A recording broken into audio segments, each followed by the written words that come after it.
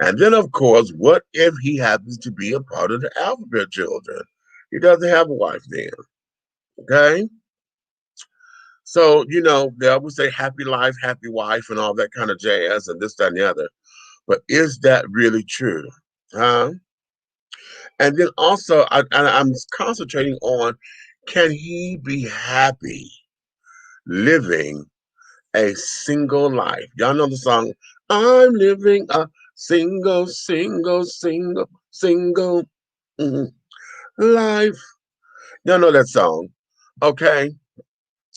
Is that carte blanche for folks just to say that I'm a hoe? Okay, because I'm living a single life or whatever.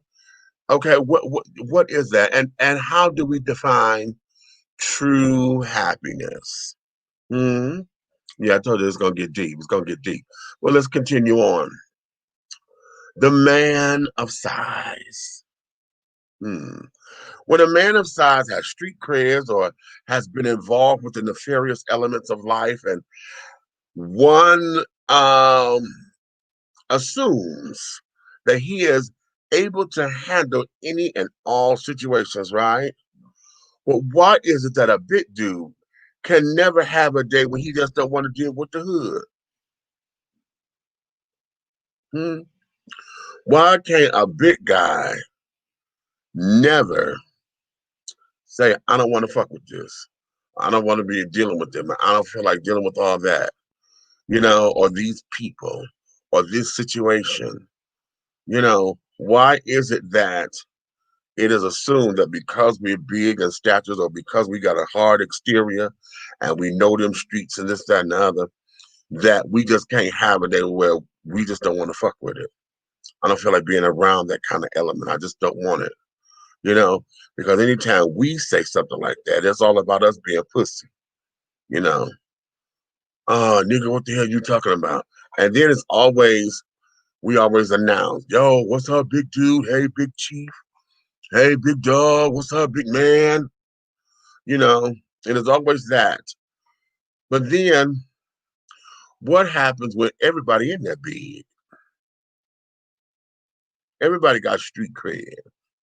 Hmm? What is all that? How come big guys can never say or never have an issue if we say, I don't feel like putting up with that shit today, or I don't want to be around that kind of element today? Why is it that it's always something for us? Okay, it's always something if a big guy say it. We're going to flush that out a little bit more. And then here's the one: fake it till you make it. We've all been taught that we should use this theory, but does it really work? We often get ourselves into a lot of debt for all of the purposes and the sake of appearances. Is this strategy ever effective? Or is this the paying dues psych game? And it's going to keep us in debt because all we want is a pretty office. Y'all know, this particular thing here, I was talking with one of my sons today, and we were talking about, people don't know how to manage money, manage time, whatever, because we think about materials. Material things are supposed to be the thing that gets us together. Uh, uh, we don't know what the hell is going on. You know what I'm saying? Um, uh, we get caught up uh, in the exterior. Um, we get caught up in the things. We get caught up in wanting to have the pretty things. Um, we get caught up in all of that bullshit, you know. Yet we go into debt trying to uh fake it, trying to look good, trying to this, trying to that.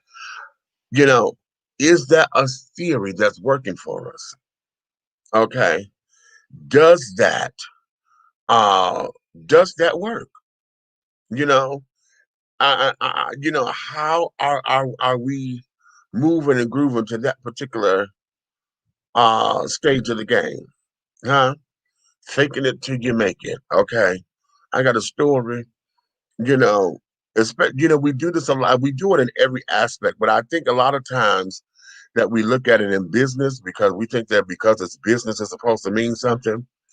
But we go out and we're trying to get a huge office because we're told no one will take you seriously if you don't have X, Y, and Z. And we have allowed this particular statue to sit up here and reign supreme, honey. You got to have this and this and this and this in order to say that you are a legitimate business. How about that? But yet we go into debt trying to get these things. Okay, we go into debt trying to get these things.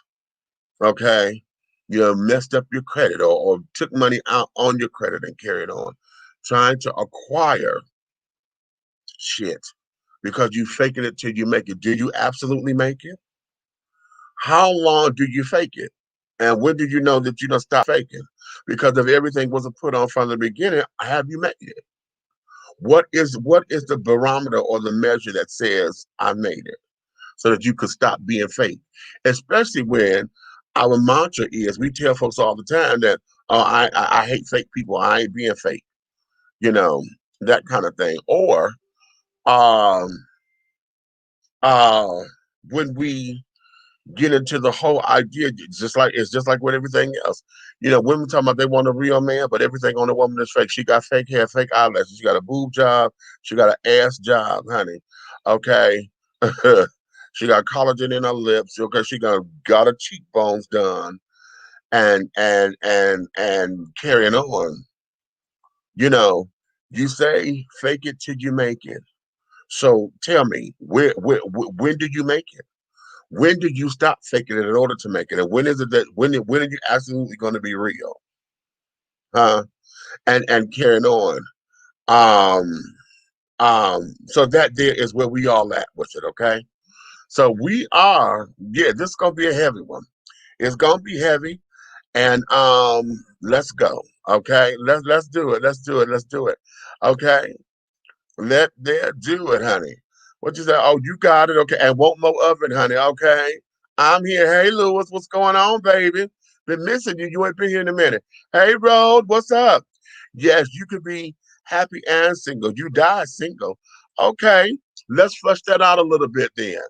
Okay, okay, because you said you can be. The question is, do folks actually accept that? Because let's look at particularly look at people who are living their lives or in this particular in a particular way because they don't have a man, they ain't got a woman to carry on. They're doing so much trying to say that um they're okay, but really they're not. You know what I'm saying? They, again, that fake it till you make it kind of shit. Oh, I'm good, I'm good, I'm good.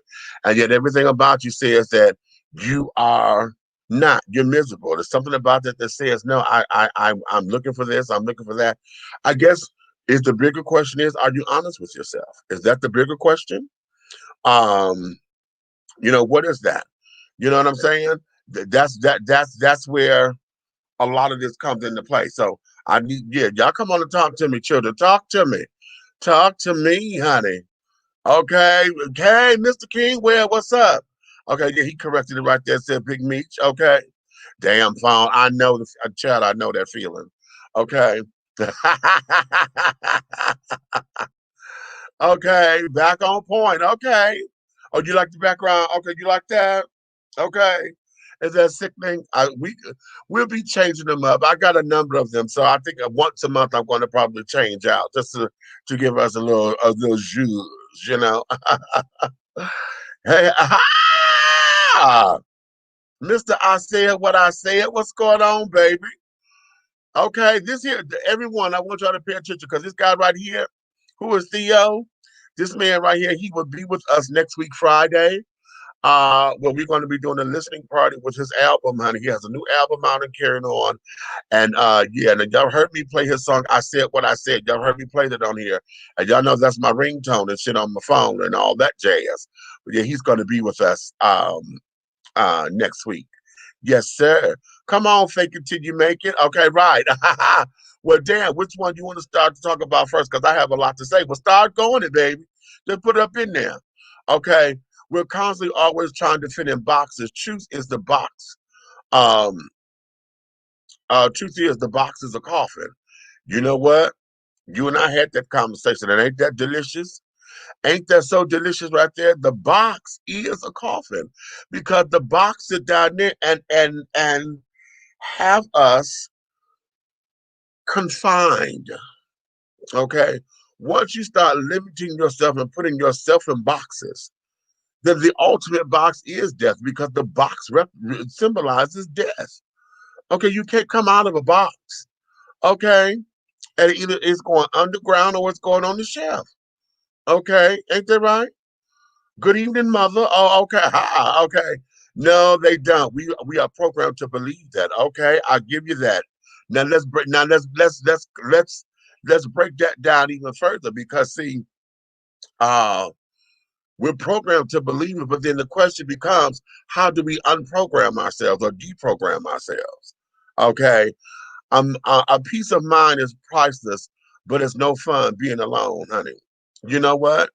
It's no fun being alone, but are we absolutely alone or do we hate being lonely? See, because there's a big difference. See, all the time people who claim that they are alone and carrying on and have problems with that really have not gotten a hold to who they are. It's one thing to say I'm lonely because you want companionship and want to interact with other people. But at the same time, uh um that's a whole different mindset. You know what I mean? Because see, when the day that I learned that I'm okay being by myself and being alone, you understand? And then I realized that because of who I am and because of everything around me and the people, my memories, my interactions with other people, I'm never alone. I could be lonely, okay, when I need a touch. Ooh. Okay. However, I think most people believe that and they succumb to that because they never really made sure of how to deal with themselves. And it's cute that you did that because wait a minute.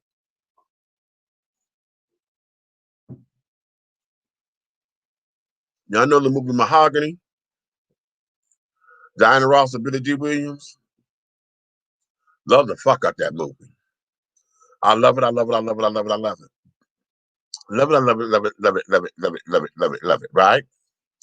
Here's the part. As an adult, and I went back to go look at that, I realized, though I love that movie, there's some things about it that I just absolutely can't stand. And the thing about that movie that I cannot stand is the message that a woman was nothing unless she had a man on her arm. Now, y'all will disagree with me with that assessment, okay? Because you'll say, well, she had the other guy, she had the white guy, this, that, blah, blah, blah, blah, blah, blah. But the thing of that movie was about how the power of love can't separate, it's to always bring you back together, this, that, and the other. And that's how we took it, because she had a fine ass Billy D. Williams and blah, blah, blah, blah, blah. But let's look at that. Because she had all of this and she had all of that, but she felt like she wasn't home. She felt like she wasn't home and to herself and blah, blah, blah. Even when he tried to come into her world, he made sure that he did not do what it takes to try to fit in, to try to understand. He just knew he didn't like it. But yet, wanted her to renounce or denounce everything about her in order to fit in his. Okay?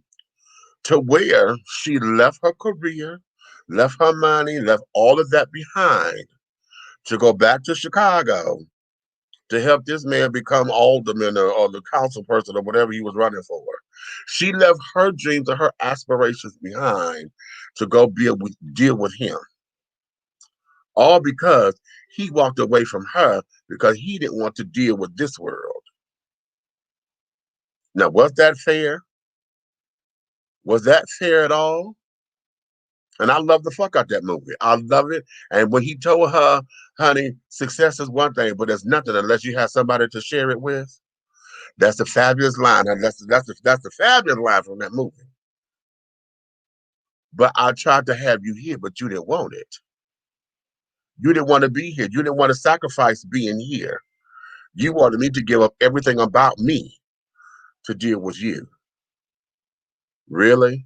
How many of us find ourselves in those kinds of relationships and in those kinds of places to where everything about you is supposed to be boxed in? Everything about you is supposed to be stifled, or you're supposed to use it to help build somebody else up. See? Okay. And the one time that they come in to try to see what your world is about and realize they didn't like it, they throw their hands up like, oh no, I can't deal with this. Well, you want me to sit down here and go to these meetings? You want me to pass out flyers? You want me to sit down here and deal with this? You want me to help you on the campaign? You want me to help you here? You want me to help you there? And I'm always doing this, and you say this is for us. But wait a minute, where am I in this equation? Because bitch, everything that's being done is for you. So now, am I alone or was I lonely? Okay, because in that equation, honey, somewhere up in here, I never understood where this was and accepted bullshit and thought that I'm programmed and that's what this is supposed to be about in order to have my man because he's so fine, he's so. Come on up in here, y'all. Come on. I here agreeing and yes, I'm lazy and don't take nothing about my damn shadows. I ain't going out there. I'm tired. Okay. Red, your connection ain't doing right, honey. You know, just say the thing you say. Wait a minute. This thing says that your devices are not connected again. Okay. Go on and come back in. Okay. Now go back to the comments. Love that it's a ringtone. I'm gonna send it to you, child. I keep saying I'm gonna send it to you. I gotta send it to you how I did it. But yeah, I got it as a ringtone, child. Okay. Love that to you. Okay. Okay. Thanks, brother. Okay. If you're looking for a fashion designer, look at you. Okay, but I ain't mad. Y'all DM each other, honey. Okay. All right. What's that? Preach, big meat. Okay. Okay. We hate being lonely because we always wish we had someone for companionship. Now, you know, we talked about that on another show, honey, but relationship versus companionship. See, because oftentimes folks think that they want relationship when all they want is companionship. They just want somebody to be there. You know, they don't want to do the work of what it takes to be in a relationship. And then I want a relationship. And then on the other side of it, when we don't reach a certain age or whatever, we don't realize, is a relationship really what I want to do? Because oftentimes nobody want to put in the work to what it means to make a relationship grow. See, right now, and I don't think that's always it though, Meech. Because right now I don't want a relationship, but it's not because I don't want to do the work, because I am more than willing to put in the work. But companionship is what I need right now. And if the companionship is enough that will make me want to do the work for it to be a relationship. I think what happens, a lot of people, y'all jumping in relationship without having some companionship first. And them those days is over, honey. We gonna be some companions. I'ma see you sometimes, you see me sometimes. After a while, I might let you spend a night. I'll come spend a night. And then if I can't, it's a problem. Because then I don't want no relationship, because then you got some shit you need to hide. But those are the things that happens to build up. You know, you go out on some dates, you do some courting, you come over my house, we have a movie night. I cook, come over your house, we have a movie night, you cook. Build all that shit up. Hold up, baby, because you just used the word, honey, that most folks don't do in companionships. You said court. Courting means that you are preparing the work, prepared to do the work. Okay. oftentimes in companionships or whatever, a lot of folks think they want relationship, but they don't do that kind of courting and carrying on. Oh, Because yeah. right now, Because they don't even want companionship. They want situationships. ooh, You know, let Jada tell it, you know, entanglements and shit like that. I'm just saying. See, companionship means I'm you made still me run, girl. vested. I'm still vested in what we're trying to do. And me having a companionship, see, and understand that when I say companionship, I don't mean dating. Right. Dating means I'm seeing more than one person. One person. Boom. More than one person. More than It's more one than one person. My companionship, I only want to do it with that person. I just don't want to be with your ass every single minute of every single day. I might not want to look at your ass every time I come in from work because sometimes I got some shit on my head. I might be mad. I don't want to take it out on you. Well, I don't know you like that yet. Ah. You know what I mean? Ah. So the companionship allows us to court and get to know each other and stuff and see if we can move into the next step. Exactly. Exactly. That means you little hussy, stop giving them niggas your keys after you first met them. I'm gonna move on to the next comment, honey. It's almost tax time. Do you know where your keys and your checks are? I'm just saying, sorry.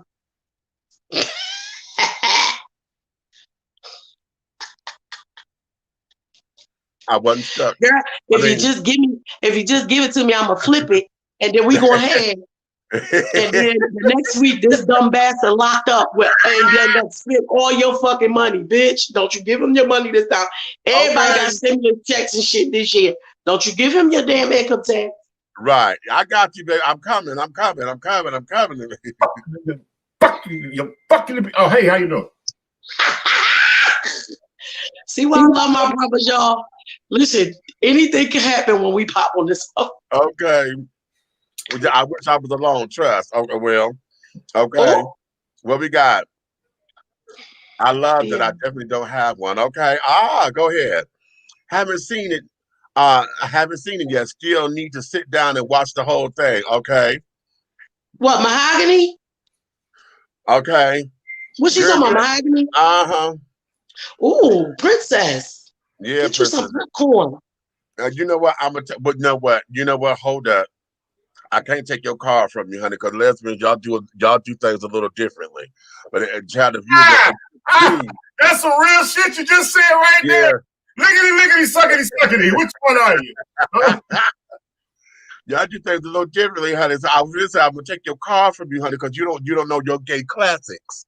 But that's okay. What? But you remember, she's younger too. That's right. Lee's in her 30s, right? Princess, you in your 30s, right? Yeah. She's still my shipmate. She's still with the young lesbians. Right. She's still my shipmate, though. You know what I'm saying? I know. We love Princess. That's why we make sure she get to know it all over here. Right. She get wiser and wiser, and we still get to learn the new shit from her. We are all taught certain things about life and what is expected as men and women, especially between a different race. Okay. You put that on. Okay. Hello. Right. Okay. Okay. But the typical man, though, exactly. Okay. Come on. Oh, Billy D. He really was. I'm you know who I am, what I am, and I belong to. That's why I'm single. People are with people because they're scared of committing to that one person. I'm a second version of that movie, Mahogany. And some people stay with people because they scared of stepping out and not being with somebody. You're scared. You're scared to be alone. But honey, being alone and lonely are two totally different things. Because you could be sitting right next to the person that claim they love you and be lonely as hell.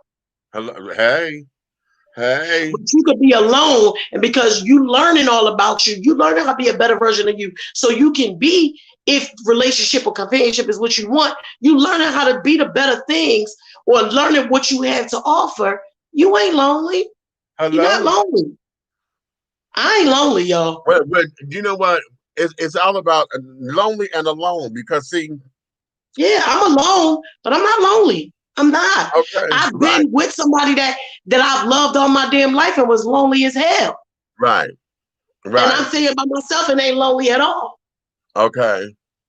Because we have all of this. See, I know how to be alone and carrying on and when we're saying the same things, but I think we're interchanging the words because I just said that the opposite way around.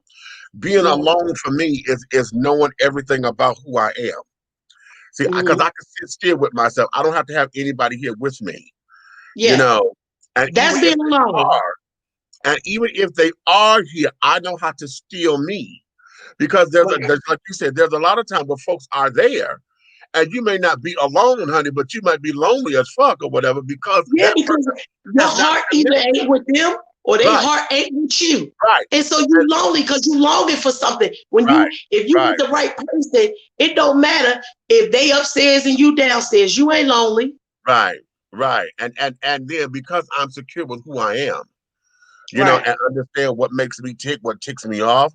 I know that here. I know my procrastinations. I know my laziness as a kid. I know me, and I'm comfortable with that. I'm not afraid of it. I'm not scared of it anymore. You know what I'm saying? I don't think that because of who I am, folks don't want to be around me. You know, which is a number of reasons why people don't like being alone because they don't know how they operate. Right. They don't know how they operate themselves or whatever. So they get themselves into situations and stuff trying not to be lonely or alone because you think that being connected to somebody and you're not being quote unquote alone means something. But honey, we can look at you and be like, bitch, you got somebody and you still don't know what the hell to do.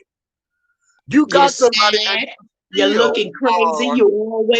You ain't together. Your mind ain't right. All kinds of stuff. Yeah. Let's go back to the comments. Now, being African American or African descent, we are taught, that's what we taught, not only what a man should have and do, but only what is expected of a woman. Okay. Yeah. What up, Coach? Dun, dun, dun, dun. Nikki and Big Red in the house. Okay. Hey, Nikki and Big Red. How you feeling? Okay, better not be smoking. I can see your ass through the screen. No. Okay, hey Nikki, hey TC, hey guys. Okay. What's happening? Let the record show. I know Meech told y'all why we ain't started on time, but let the record show that Aunt Nikki was way on time today. Okay. Yeah. Oh my Jesus! Shut up. I just need to say. Listen. She was in the queue, honey. I come up and I said, "Oh shit, she in the queue." We're gonna give her back her demerits. Okay. I have put in all the work. Okay, you put in all the work where? Was you with yourself or in the relationship too? Or the situation with okay. That sounds like masturbation. Now she's preaching, okay. Auntie is preaching, honey. Okay. Right. It is. It's the truth. And we got to get to know ourselves. We talk about this all the time, Mish, though. If you don't take that time to be alone, you ain't gonna never be right for no relationship, companionship, situation, because you don't know what to do with you. Right. Here go case in point, right? I said I was going to tell y'all I want to do something about pet peeves, right? Uh-huh. So one of my biggest pet peeves is people leaving in the cabinet doors open, right? Hold on. But guess who does it the most? Me. Right. Okay. I do it all the damn time and then gotta say, I walk to the next room and say, bitch, you ain't closed that cabinet. And I gotta go back and close like that. And I be done opened up all of them. But little things like that about knowing yourself. Me and Cole cracked up about that shit one day. I said, girl, y'all know I hate when I leave the cabinet doors open. I said, but truth be told, I'm the one who leave them open the most. She was cracking up. She was like, she said, how you can't stand something that you the one do all the time? I said, I don't know. Because a lot of times that's what it is. Jim out there said they skip over recording and jump right into fucking hello. That's it. That's the problem. That's the problem. Well, better say so, Nikki. Okay. Lewis say, And let me take it a step further. In the black community, we see educated black folks as being stuck up or a house nigger. We all say or hear that we need more educated black people, but when we get that and some not all staying down for the brothers and sisters, we get upset. Ooh, I love her. Okay. I love you right Hey, back. you speaking Hey, truth, honey. baby. Hey. Preach, girl. Say that, honey. Okay, Thank girl. you. Okay. That's what I was talking about. Talking to me is courting and getting to know. Exactly. Okay. Got to work on self before going into a relationship with others. Sometimes our triggers with those we are in relationship, really materialize from deeply embedded issues we are suppressing within ourselves. Yeah. Come on now, You Theo. better come on, people. I'm slacking, but I love me some good movies. So, honey, go ahead on and pull it That's up, all child. right. Go ahead That's on all and pull right. up. Yeah, they there. Look, they there, honey. Okay, they there. Go ahead on. Make it a Diana Ross weekend, honey. Go get you some Lady Girl, Sing I watched Lady Sing the Blues a couple and weeks ago. Mahogany, and then go back and get you some. What was the one where she played the schizophrenic? And then go get the other one, honey, with her and Miss Brandy, honey. Go ahead on. Make it a Ross weekend. Ross. Oh, baby, don't forget the Wiz now. Hey, hey. Right. Okay. No, she's Don't do single. that. I think of It's home. all right. Watch it again. I don't watch it a million times. I You tell don't know it. No, you don't know it until you know it word for word. honey, girl. Back there. Yes, the work on self first. You know what the thing of it is? Remember when BET had the Wiz on? They did a 12-hour marathon of the Wiz, and they just played the Wiz straight for 12 hours. No, I don't know that. What Child, was they that? did that. Yes, they did that a few years ago. And I'm telling you, a bitch up there watched that all 12 hours. And every time it came on, I watched it like I was watching for the first time. Every time I see it, listen, flying monkey. Okay. Yep, in my Hey, Dorothy. turned 36 in April. Okay. I'm in my 30s. Minute, What does that mean? even though it's so many classic songs in there, as soon as I think of the Wiz, everybody else think of home, but I be like, sweet thing, let me tell you about the world and the way things are. Miss One was my baby. I love Miss One. My favorite song from the Wiz is "You Can't Win, Child."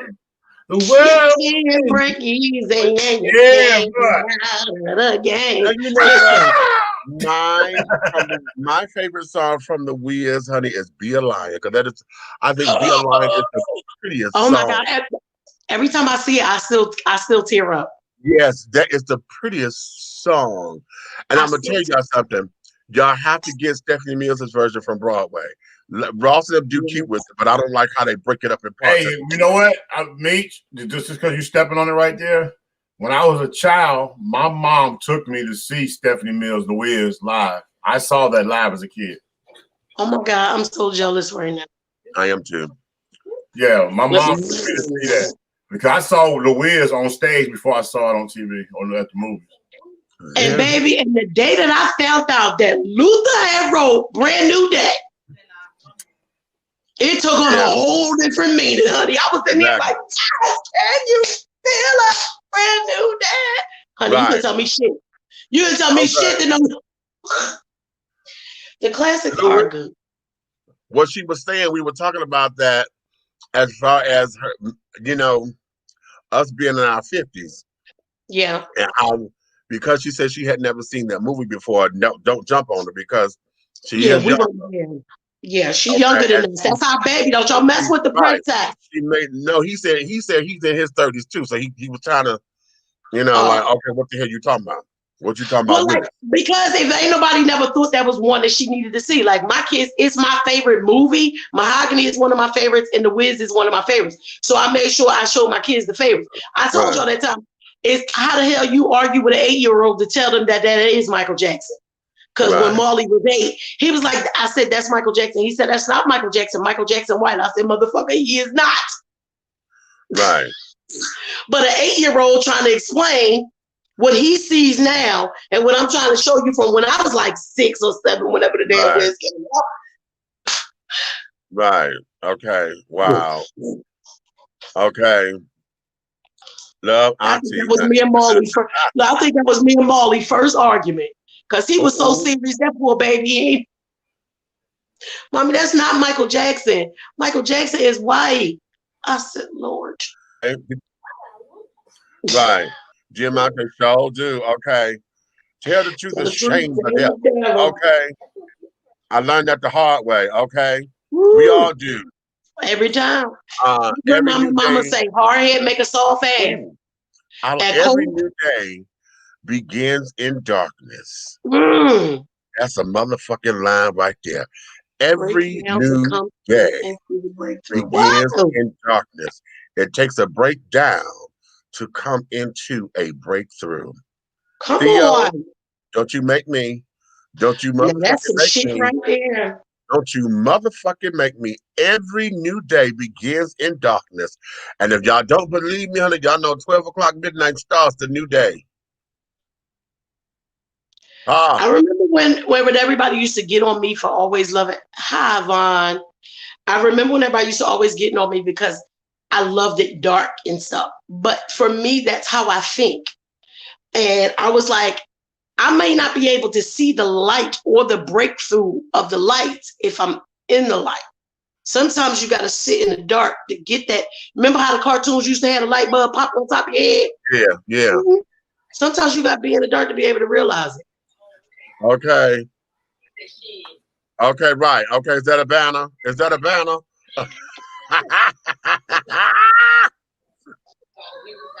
Okay. You get on my nerves. Listen, okay, let's continue on now, because see, what I want us to understand and I want us to get to is that in these particular situations. The who? Say that again. In the what? Situation. Okay. Where did you get that one? Yes, it's situations. Situations. Okay. In these particular kinds of situations, that see, all of this is up under the guise of fake it till you make it. See, this is that fake it till you make it bullshit. Okay. And we oftentimes get caught up and we throw our synergy off because we so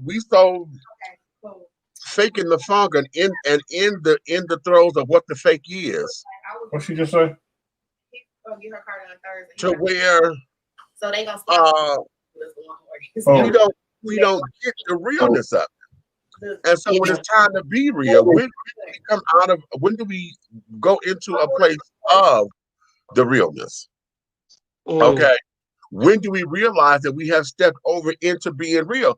Okay, on the previous show, we were talking about rose-colored glasses. Yes. Okay, and altered realities and carrying on. Now, we're still at the fake it till you make it kind of stage. But again, someone said earlier, we're programmed for this. Okay.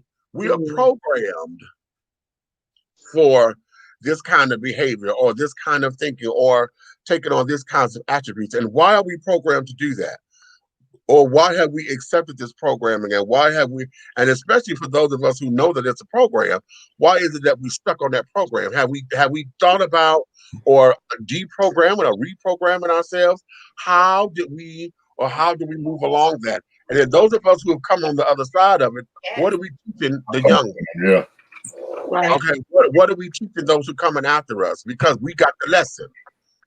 Right.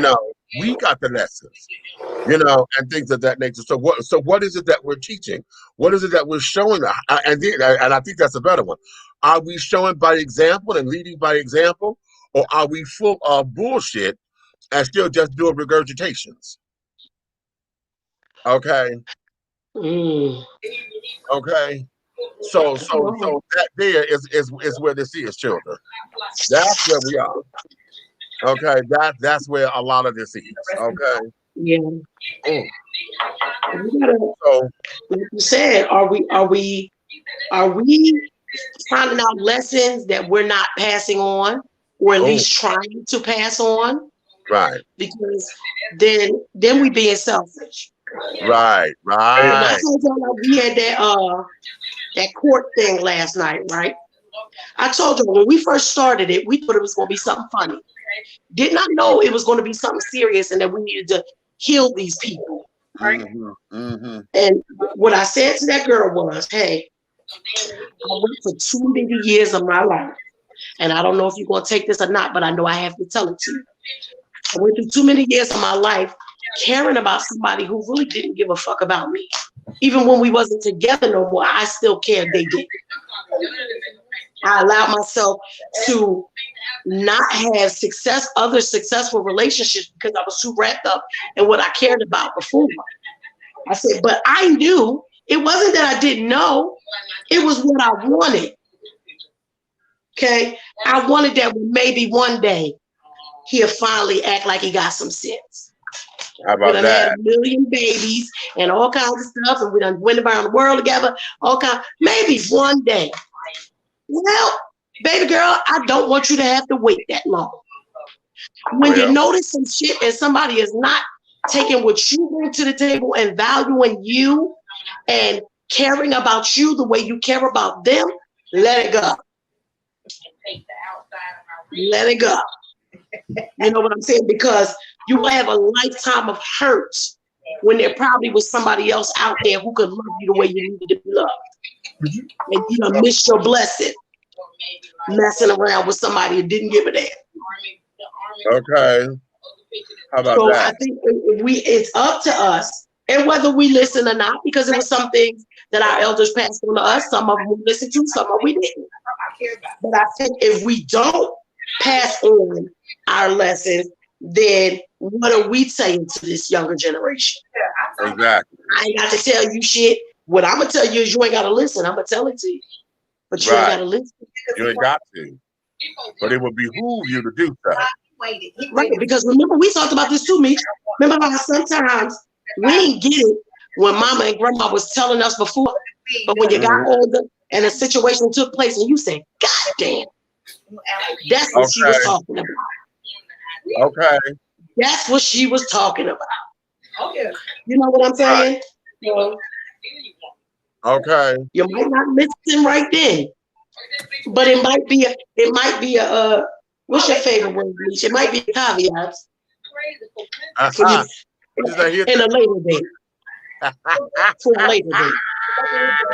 On that shit date, and I told the official logo. Okay. Now the cheering. Okay. I said now look. You know, ain't nothing wrong with saving it for a rainy day. Okay. Just let me give it to you. So be that as it may, darling. But let's continue on. Let's continue on because I'm trying to see how the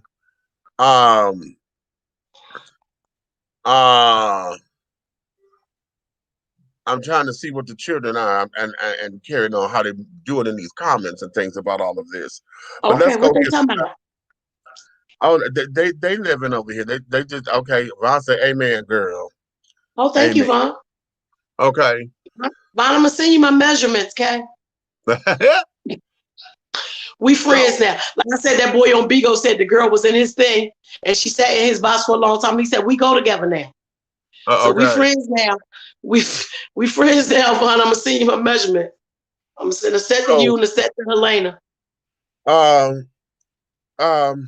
Let's go here because I really think that this is going to be the meat and potatoes of tonight's show because it's kind of intertwined. The man of size. Okay, big guys. Yo, what's up, Big Chief? Big dog, big man. Okay, player. Big Meech. What's up, Big Red? What's up? Woo. Yeah. But y'all know it's like that for women too. But it's a little different, and here's where I'm going. I don't get it as well, but it hurt. It hurts. No. No. No. We're not talking about as far as we're not talking about. No. Here's about that. Okay. Here's what this is.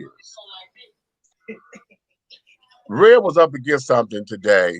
And he was like, "Fuck it, I just don't feel like going over here." Right? Mm-hmm. And it was the way how he said it, like, and I said, "Oh, wait." He said, what? I said, that's going to be tonight's show. He said, what do you mean? I said, listen at that. How many times have you, as a man of size, and because your hard exterior, you know, you don't feel like being bothered with the hood shit, with going over here in the goddamn, in the trap, into this, into that. You don't feel like dealing with it. You never became the muscle for everybody. You don't feel like dealing with it. But anytime that big guys say that, it becomes a fucking problem. Or now we being too pussy. We ain't man enough, or we ain't man enough about it. Or better yet, you know, it's always assumed that we're there, that, you know, to not to cause no trouble, to be the trouble, the bouncer, the this, that, and other. Red and I and any other big guy knows this. Y'all know how we like to dress. Now, Nick, you've been with us, okay? They been shitty sharp, shitty sharp. And just because we coming in the way that we come in, first thing somebody will say is, "Oh, I don't want no trouble, big dog. I don't want no trouble. I don't want no trouble out of here." Cause them niggas roll up in there looking like two pimps. That's why. Okay. A pimp named Slickback. But we come in just being us. Now, I don't carry weapons. Okay. But speak for yourself. Listen, I was waiting for you to look up, Red. I was looking. I'm like, when this nigga gonna look up? But see, that's to my point though. I don't carry weapons. Okay. So because of that, it is automatically assumed that if it goes down, oh, big man got it. Right? Well, because of your size and stuff, whether you had a weapon or not, right? But here's the thing. If it's determined or they find out that I don't, then all of a sudden it can become a bigger problem because see now it got to be, they got to punk me out, call me all kinds of names. Y'all been around when folks that clock my teeth. Okay. When my teeth gets clocked, then it becomes a whole big to do. Oh, this big ass motherfucker is what? That don't make no goddamn sense. And then it becomes a whole nother set of problems. Yeah, that shit right there. That don't, what does that even mean? It becomes a whole new set of problems because see now you don't think I'm man enough or this, that, and the other. Then on top of it, even if I don't carry a weapon and you do, and it comes down to that, and you go drawing weapons and shit. That's the subject of someone. Then it becomes what? Okay, am I now got to sit down here and you know, now it's about punking me out? You know, got to drop my head in shame or whatever the case may be, because you thought, because of what your perception is about me being a big man. How about this? Y'all know, you know the kind of truck Red drives. Now, how come, you know, the kind of vehicle that he drives will put, he got to go in the trap or down in the situation or in the hood or whatever, but because of what he drives, now all of a sudden that will put him into a place of power. Yeah, and the first thing they want to do when I pull up in those areas, they want to call me the plug. I'm the man, like all the dope being sold in that neighborhood, I'm the one that they selling it for. And all, you know what I'm saying? You become all these characters that you're not. Right. You know. It's sickening, bro. It's so sickening to the point where, like, I didn't even know my face was saying that like tonight when we spoke. Like, Meech saw it in my face. Yeah. And I really, it's like, we had a situation over here where we got to take care of something for the baby shower, but we done doggone, you know what I'm saying? We kind of shot the load today, so goddamn it, Wednesday is when the reload, you know what I'm saying? So we had a situation with that, but I was going to have to go somewhere that I really didn't feel like being bothered with. I didn't want to walk into this damn motherfucking world of motherfucking crime where they think that's just the only thing you do in life. But then when I walk in there, everybody doggone looking at me like all these niggas work for me. You know what I'm saying? And all the females in there, you know what I'm saying? They don't even know you from paint, never seen you. It's like, hey, daddy, can I get you a shot of Heno? Daddy, you smoking and this and that? Or then they gang checking you. What up, big folks? Right. Okay. I simply came here to see a nigga that I know his first name that helps me with things every now and then, and I can give it right back to him. That's all I came over here for. And also the pressure of being in a building where it's damn near a motherfucking buffet like Golden Corral for everything illegal. I really didn't want to be in that environment. Right. Okay, right. Because who am I? You a police officer. You got to bust that house while I'm there. I could be standing there with a fucking box full of Bibles trying to sell Bibles. How about that? But when you walk me outside, you is the drug lord. You going down. Walk me out to my truck and put my Bible box on that truck. You're gonna look at my truck. You're gonna look at me, and I'm catching every charge. I don't know nothing about none of that stuff. Okay. Right. And then how about this? How about this? If we look like we don't want to be bothered, then the world seems as though it does shut down on us. Okay. What the hell do you mean you don't want to be bothered? Or better yet, how about if you're not about that life and they really take look, Red and I are from two different worlds. We're a lot alike, but at the same time, we traveled in two different circles. So to see the both of us, now do I have his back? You damn right. And we're together. You know, even when we're not together, that's my brother. So shit, I got the phone call. It's like, nigga, what? Okay. But that's something different. But when big guys go into an area, it is always just assumed that we're there to handle it. They never give us the benefit of the doubt of maybe today just ain't the day. I don't feel like I don't want to be bothered with this. Okay. Even if I got street creds, who's to say that I want to deal with this 24 motherfucking 7? Right. I don't want to have to deal with ghetto ass shit. That's not who the fuck I am. I don't want to be in this shit. And the whole, I'm gonna tell you the irritating thing. I know this bothers you.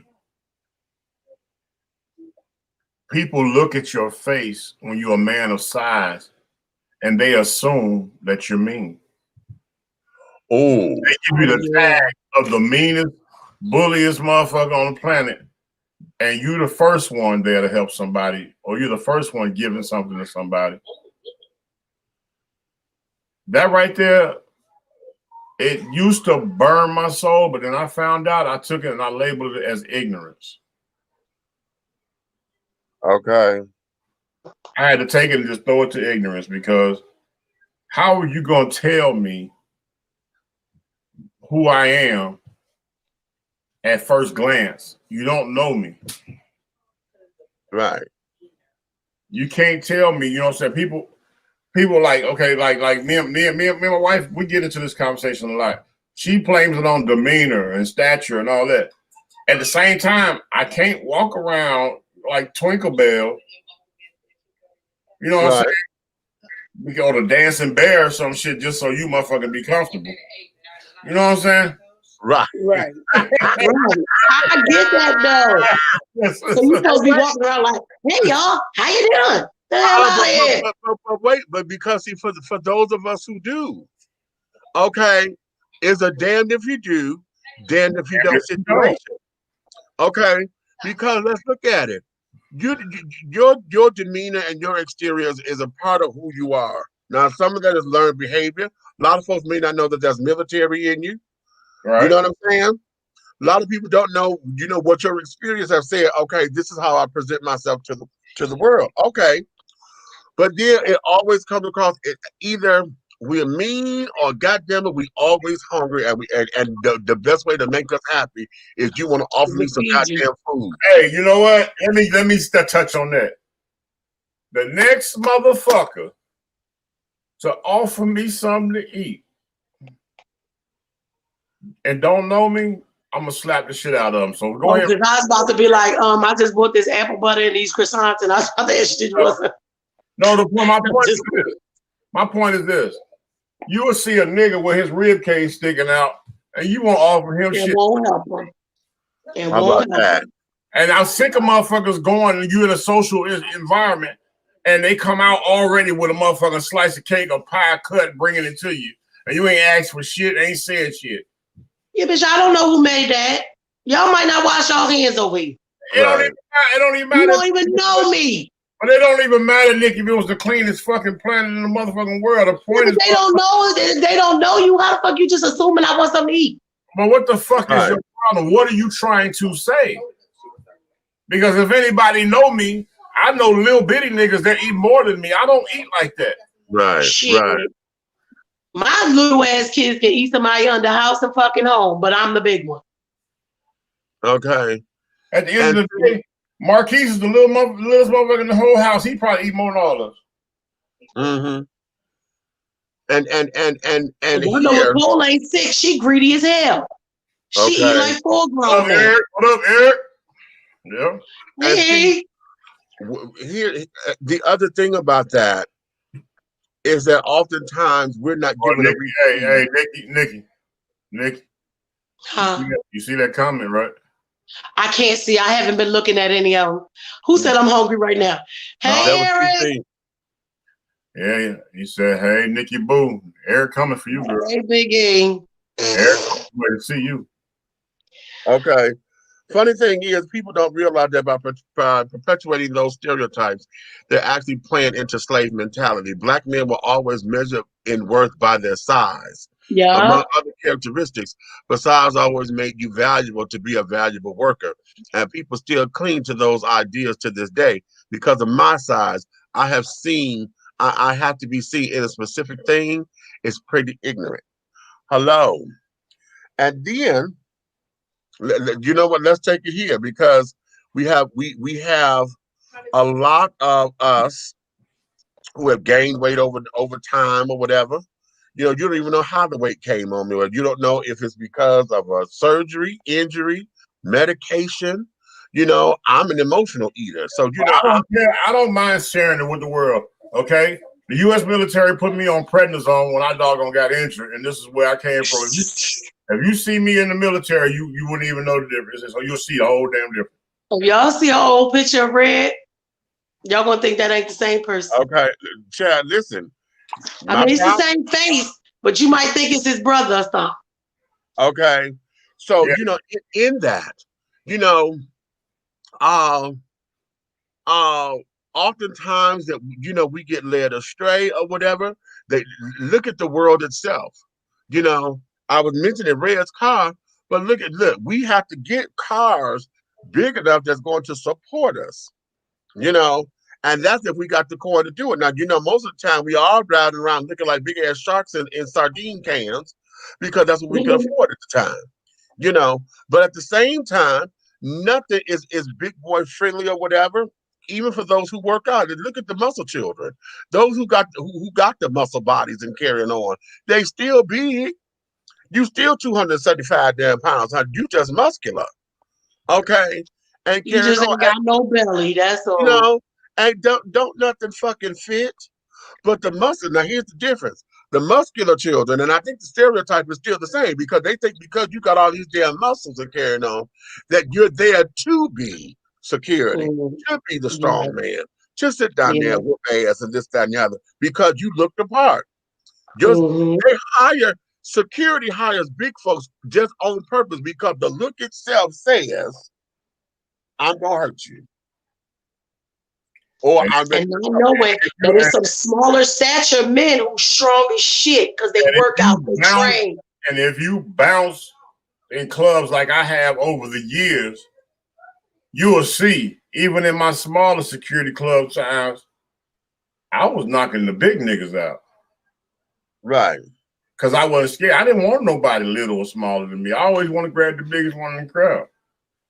I need to make sure it was worth my while. Now, that's a trophy. And that's a problem. You grab the biggest one, the rest of them going about the business. And that's another thing. You heard what I just said? That's a trophy.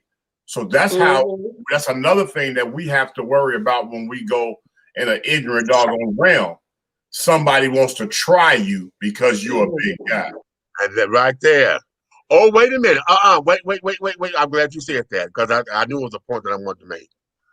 Along with wanting to try you because you big. I can't go nowhere talking about something. I'm from Detroit. He can't go nowhere. I'm from Chicago. Hell no. Why? Because it becomes an issue. Where you from? I like to say I'm from Motown. I'm up top. I'm from Motown. Oh. Detroit. I think y'all motherfuckers bad. Okay. Soon as I say, and I don't even swag. If you ask me where I'm from, right, I'm from Chicago. They go, oh, Chirac or Chirac or they be like Chirac. They be like, oh yeah, you better check that nigga. He probably got about 3 guns on him. Blah blah blah blah blah. Blah. Yes. Oh my God. Oh, wait a minute. Yeah. Oh, I know y'all motherfuckers strapped. I know you coming up in here strapped. You from the D? You from the motherfucking D? My boys have the same thing because what they call Philadelphia. So you automatically assume when you see my son roll up and he got the, because people in Philly was wearing these beards before they got to be cute all over the place. That's our thing because it's the big ass Muslim community. So when you see this chocolate, evil looking, full beard, because he ain't smiling, he feel like, for what? Right. Well, I don't know you. He'll smile if he know you. But the first thing you think when he tell you I'm from Philly, now you automatically assume me a gangster. Mm-hmm. Now when we talk about Marley, you might be right, or you might have used to be right. But your assumption, why are you assuming? Right. Let me go to the comments. Leah say, and then you got folks like me with glasses who know exactly where to hit you, even though we're talking our way out first. Right. Come on. Okay, truthfully, people have assumed much about me over the years based on my size, and even more than the color I am. Note, I said color. Yes, the D comes with several connotations. Okay. But you know what, Meech? Let me ask you this. Because this is going to spark something in you. I know. You can't. Okay. How many times have you been in a public environment, not socially, but a public environment of something of business, or mail, or post office, grocery store, something like that? When you go to walk past a person and they got this look of, oh, I am so sorry. Like you told him, get out the way, motherfucker. And you ain't said nothing. Yeah. Now for me, I get that when I'm around a lot of white folks. I was going to say, what about, is it especially the white women, when they see a big black man, you just automatically assume they there to hurt you. See, my swag is a little different because I walk like my mama. Okay. So what happens is I would get, if I come up here, and y'all know it's true because I talk with my hands. Right. Most of the time I'm not clocked. If I'll just walk up on somewhere, if I'm sitting down and I'm not using my hands and I'm just sitting there, not saying nothing, folks won't clock me. Okay. Until I start talking. Okay. Then they're like, oh, okay. Oh, we get that. But here's the thing I get, which is what blows me. And this has happened to me several times in grocery stores. She's a little white lady that cannot reach the top shelf, and she wants that last jar.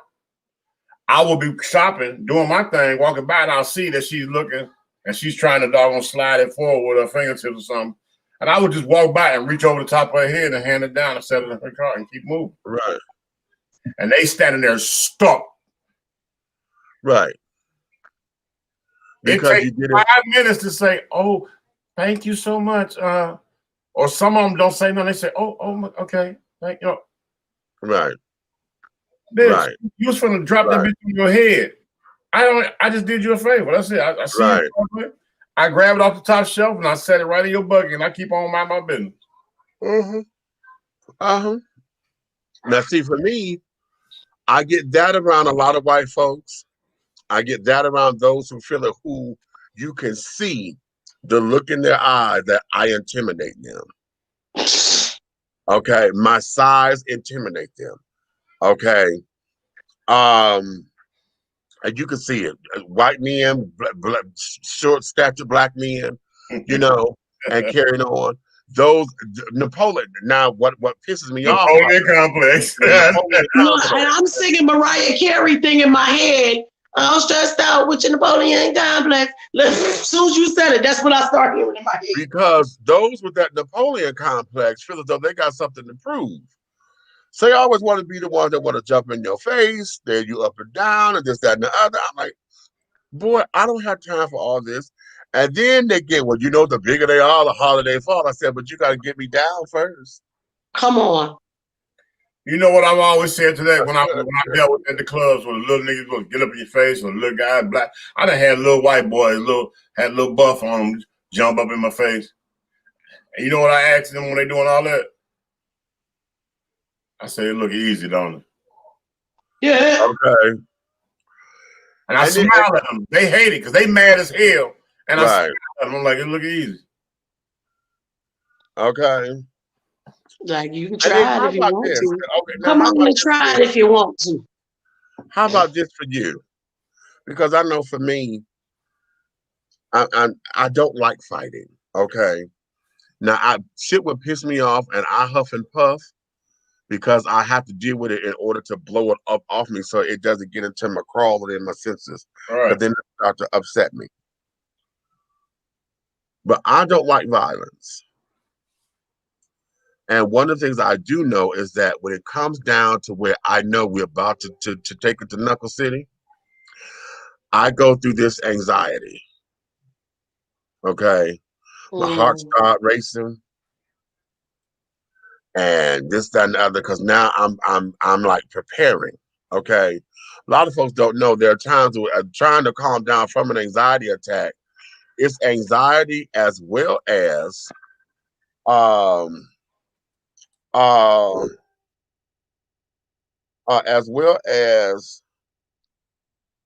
adrenaline rushing, because now my body is getting prepared to go into defense mode. I was going to say it's anxiety and adrenaline running at the same time.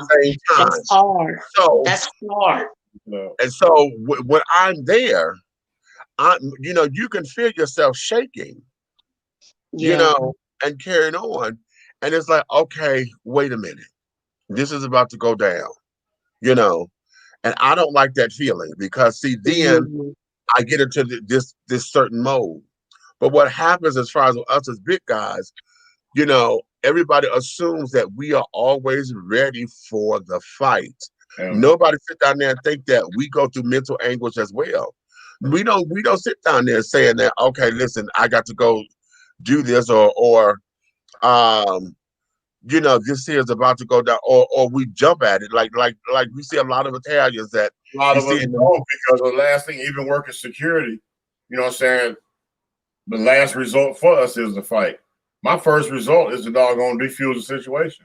It's to defuse it, right? Because you don't have to fight every time, or everything that goes on does not have to have a fight in order to solidify the situation or what it is.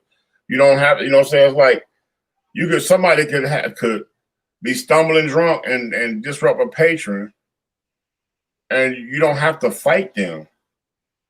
You know what I'm saying? You got to remember their belligerence and their ignorance is coming from a substance. Right. How about that? You don't have to go through that.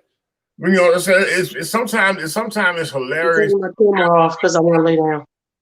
Sometimes it's not funny because I'm gonna give you some laughter for me, because I know you done went through this one time in your life, right? Okay. Why is it when we go as bigger guys to a dealership, they try to sell you the motherfucking car that they know you can't get in? Shit. The little teeny sports car. Is it the little Corvette red? They pull up, Nikki, with the motherfucking goddamn Yugo. Not the fucking Yugo. I'm with your ass. Not the Yugo. I hate you. They done slap a goddamn GT sticker on that motherfucker trying to explain to you how you can get this Yugo, and goddamn it, after you buy this, you pay for this Yugo a little bit, you can come back and get a bigger, better car. Now you tell me that ain't some behind the scenes motherfucking joke they trying to play on somebody. I believe it. Listen, I believe it is from the roof. Right. Right. It do good on gas though. But you gotta understand, nigga, I'm gonna tell you some shit. He said, because Meech spoke on it about the muscular guys, right? I had a homeboy that we worked in the same division in the Navy. He was in Norfolk, okay? His name was, no doubt, this is not made up. His name was Barry Strong. That's the weirdo shit, right? Okay. Barry was the doggone brown hornet type motherfucker. He wouldn't work on his legs. Oh Lord, I cannot stand that. No, not the brown hornet. That nigga's chest was wide as all outdoors, looking like two toothpicks. But here's the problem. I'm gonna tell you, Barry had the kindest, most heart. I mean, his heart. He was the sweetest dude in the world, and he was soft spoken. But from his neck, goddamn, his nigga, he could bench press 2 Toyotas. You know what I'm saying? Right. But the shit was the funniest thing about it was with Barry, he was a Michael Jackson fan, right? Oh shit. So you tell Barry, goddamn Barry, do that shit. He'll kick that leg and bust the moonwalk on you and all. Okay. Oh, you know who that remind me of all the time? Terry Crews. Yeah, exactly. Big ass. Always fucking dancing. You don't sit your ass down somewhere. What Meech was getting at was this nigga drove, and if y'all, I know y'all remember this car because y'all been around. He drove a red 2-seater Fiero. Oh. No, I know you lying. This nigga whole bicep was in the passenger seat. I hate you. Then you were a horrible friend for not telling him to work on his legs too. That nigga, when he bought that Fiero, he pulled up and he got out there, got low on car. I said, nigga, he was like, what? I looked down inside the car. I said, you just got out there? You was in there? Oh my God. And guess what? You know what? But I gotta say something. That dude, he some people have a walk in life and it leads where they was headed because he met his calling and he followed his dad's footsteps. I forgot somewhere close to us, Carolina somewhere, but I heard he has a very successful church. He's a pastor now. How did I know you was about to say he was a preacher? Yeah. I knew you was about to say that shit. Yeah. Okay. Wow. Yep. But it was just so funny because when Meech said that mother, the first thing I thought about was Barry because he was in that doggone Fiero when he pulled it. He thought he was flexing with his new sports car. Shit, when you said the Michael Jackson stuff, Terry Crews popped right in my head. And that's who he reminded you of too. I'm not when you said he reminded you of Terry Crews. You know, but on another scale of it though, let's look at it. You know, as far as there's a whole big thing about mental health and carrying on, and we need mental health awareness and et cetera, et cetera. Do we look at men of size? And I'm sticking with men right now because, ladies, we already know what y'all go through as far as the world and stuff is concerned, and we know what beauty regimens and stuff that the world has put on y'all. But y'all don't think that men go through that as well? As far as the beauty regimens and carrying on and what society said we should look at. I mean, look, we have what's called big boy pride. Okay, now for those of y'all who follow my Facebook pages and carrying on and all of that, y'all see that I don't mind showing off my big ass body in my swim trunks and my do-wah-ditties that I wear, and those are the pictures that I can show. How about that? Okay, so because of that, it was developed exclusively because I know with the alphabet children, it's still a stigma to be of size and carrying on. The body beautiful children, is very the culture is very superficial. The body beautiful children come up here and they do this, they do that, they exclude, they dehumanize and ostracize everybody and carrying on. And so we came up with something, that where we are the majority, we are the body beautiful and carrying on, and understanding that it's a sense of pride. Now, I will say this, to be fair about it. Yes, it is superficial. Yes, it is vain and carried on. And sometimes it can even be a false sense of pride, okay, for some. However, The tool is that it's there so that we can start to build on something that's real. Okay, because within the dynamics of what Big Boy Pride is about comes discussion groups and carrying on to where we learn how to build and uplift each other and things of that nature. Then it becomes, let's look at the mental aspect of it, because a lot of us, you know, this has become our identity. You know, big guy, big man, big dog. This, Tiny. How about that? Every time I hear somebody who's nicknamed Tiny, honey, there's always a play on words, because here come this, 6'9", 450 pounds, somebody you calling him Tiny. Okay. So we always have that to deal with and to contend with. But look at the mental state of that, because that's been our identity for so long. And I'm gonna say this because when I had my gastric surgery, the gastric sleeve, and y'all know I've gained some weight back. And I keep telling y'all about these 60 pounds I done gained back, but I'm nowhere near what I used to be. Because y'all know I was close to 500 pounds.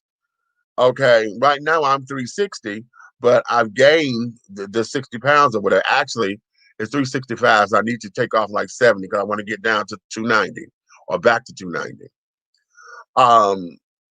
So in that, when I started losing the weight and I didn't feel my thickness or my bigness and stuff anymore, it gave me a complex. So I'm like, for so long, that was, my identity has been big, and then I hated it. That was the stigma of it. I hated being called that all the damn time and this, that, and the other. But it became such a part of me to where when I wasn't that big anymore, I was fighting for it, and wanted to have my status again and this, that, and the other. Or because I was going to Big Boy Pride, and then I had lost so much weight to where now everybody around me looking at me, and I became the anomaly or the enemy in some regards, because y'all should have been saying that, thought I was a traitor. You know what? You don't need to keep putting all the fucking shoes on. I lost the weight, and thought that I'm turning my back on you and carrying on because I'm no longer, I wasn't mega. I don't want that. I don't. Not mega meats no more, but I'm big meat still. But because y'all want me to be mega, it became a problem, or I became an enemy to the big boy community, or to those who felt like, oh, well, you may have taken the easy way out, or just the fact that you lost weight.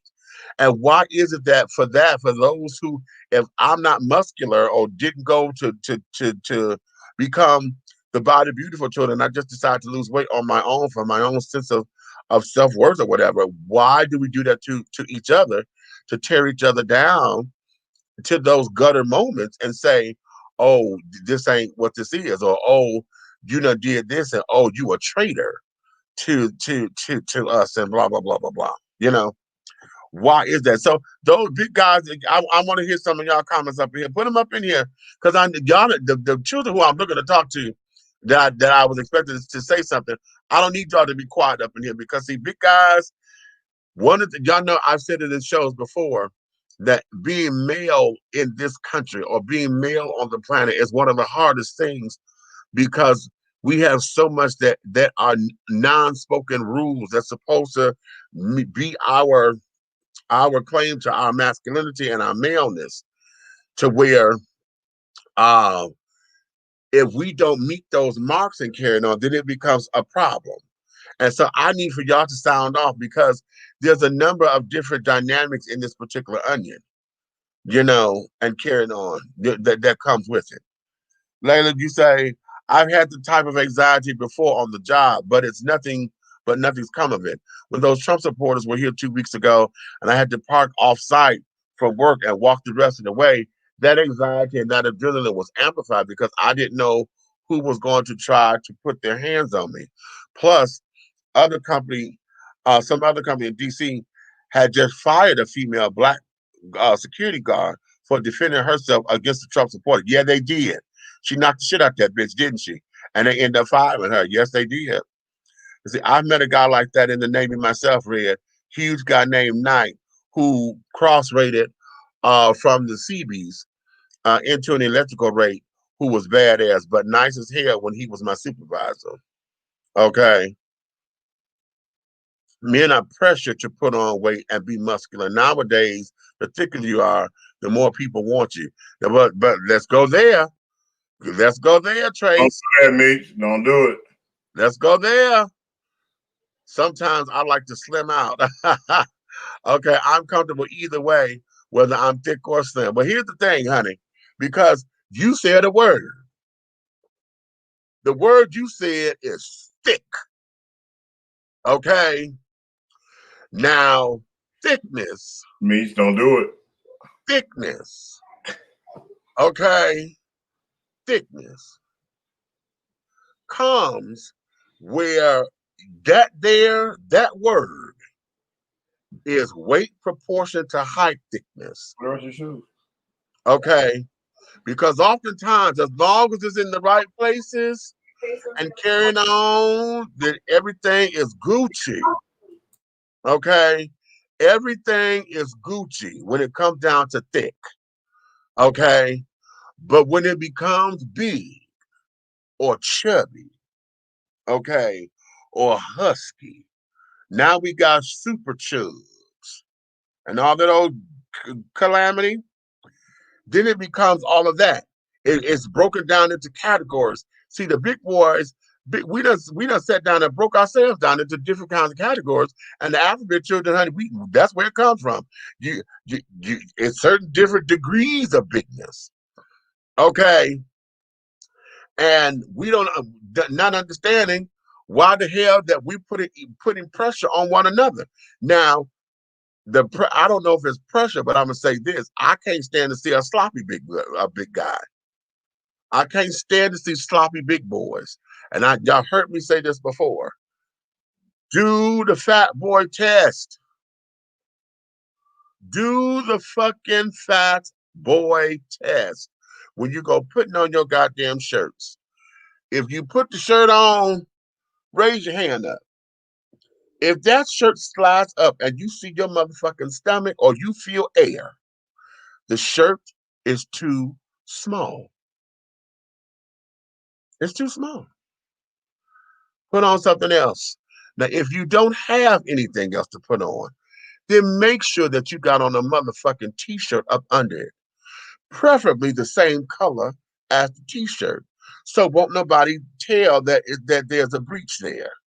But if you don't, okay, but just make sure you have on an undershirt so that all that damn hanging gut don't do. Because oftentimes, and this here, now I know this is all vanity, Kano, but see, again, all of us get the stereotypes and we get the finger pointing based on those who look a certain way in the community. Okay, we get the bulk of the brunt of the jokes and all of the criticism based on a few who do asinine shit. And it's like, okay, whatever.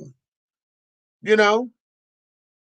What is this so true? I see some men in the gay community who call themselves 6, and I'd be so confused, like, what? Where?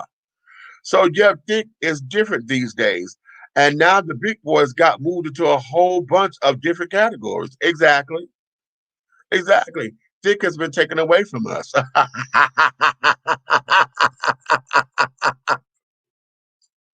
Because it goes on, listen, you know what? It goes on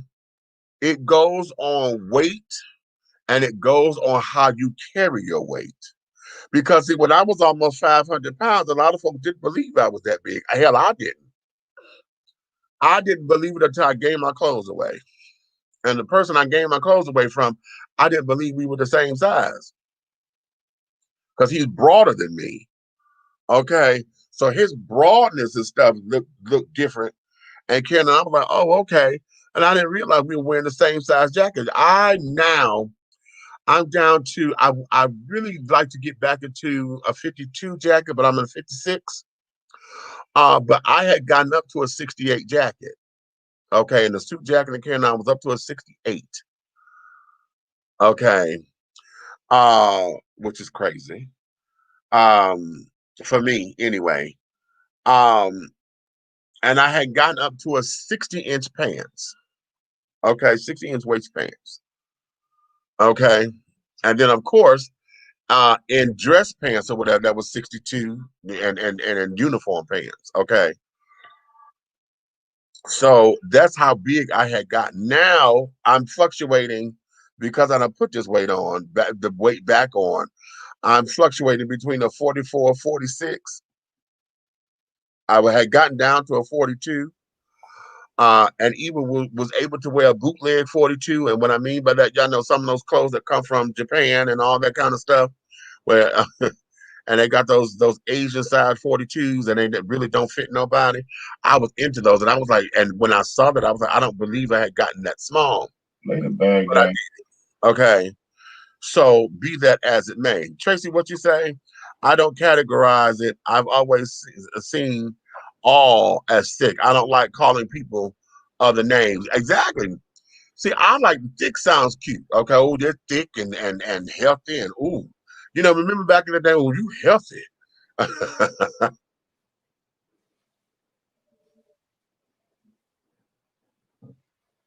But we as men were already big.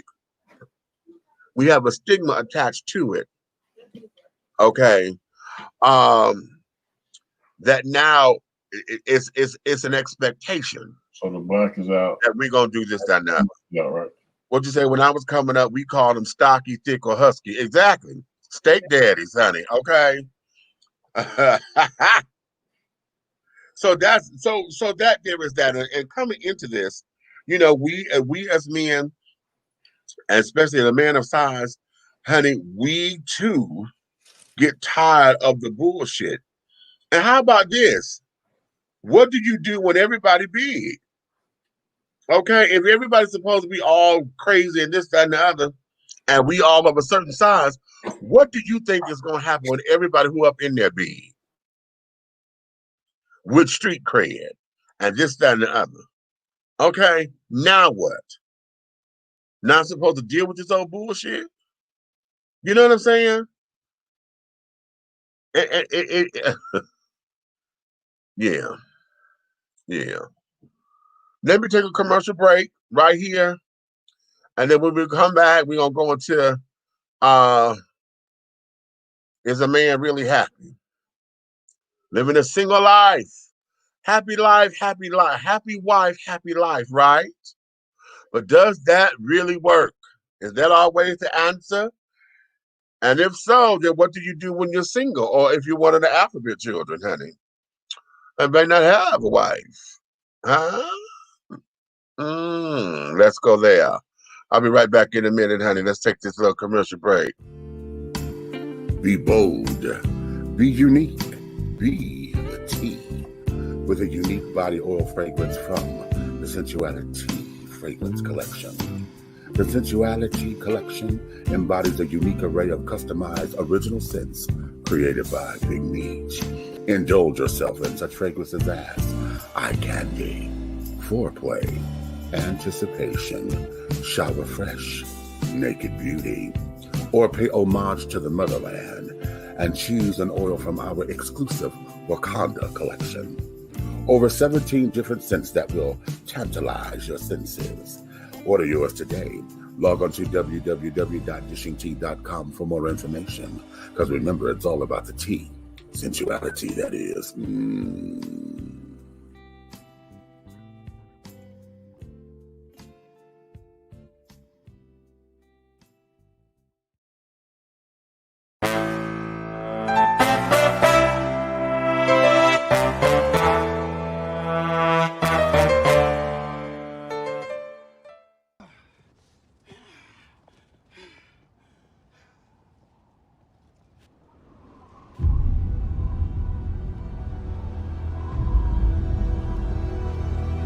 Yo, she. Hey, I'm Rashid. I know.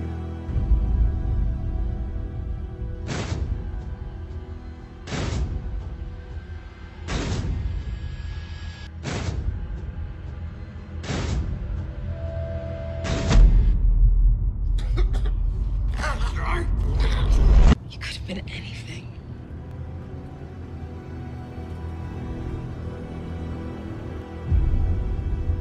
Today it's a historic day because this represents a new destiny.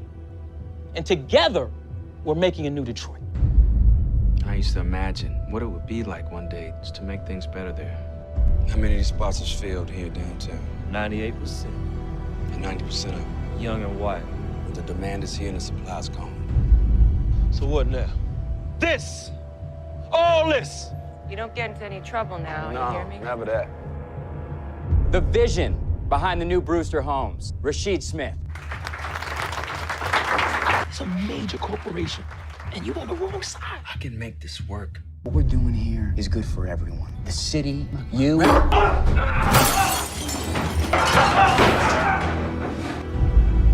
He started a war, man. He started a war! Put the weapon down! I never heard from you, Maya.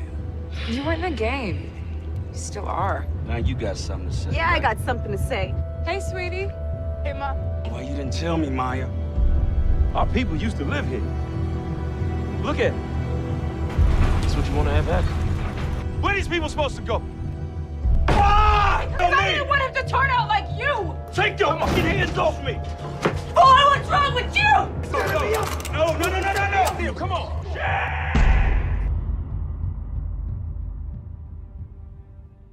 Are you dying?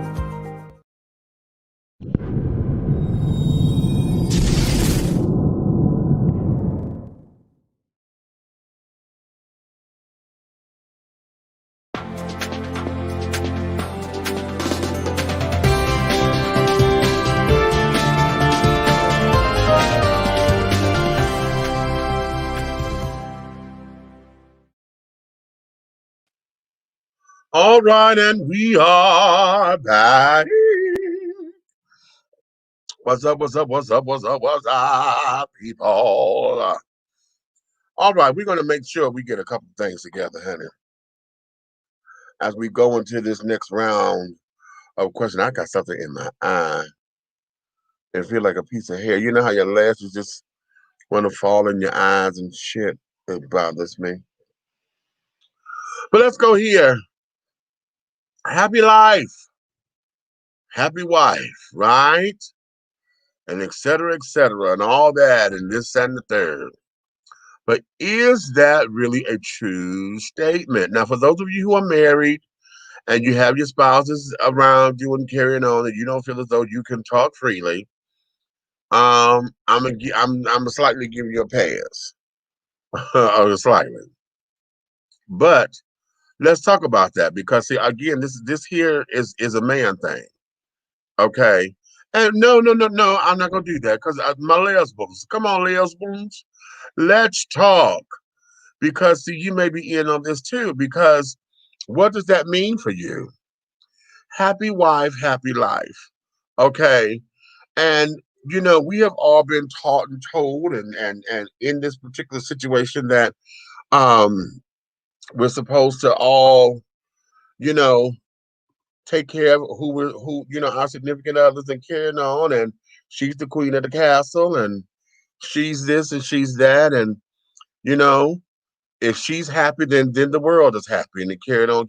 But the question becomes, what about you? When do you become happy? When do you become this, that, and the other? But if those things are supposedly the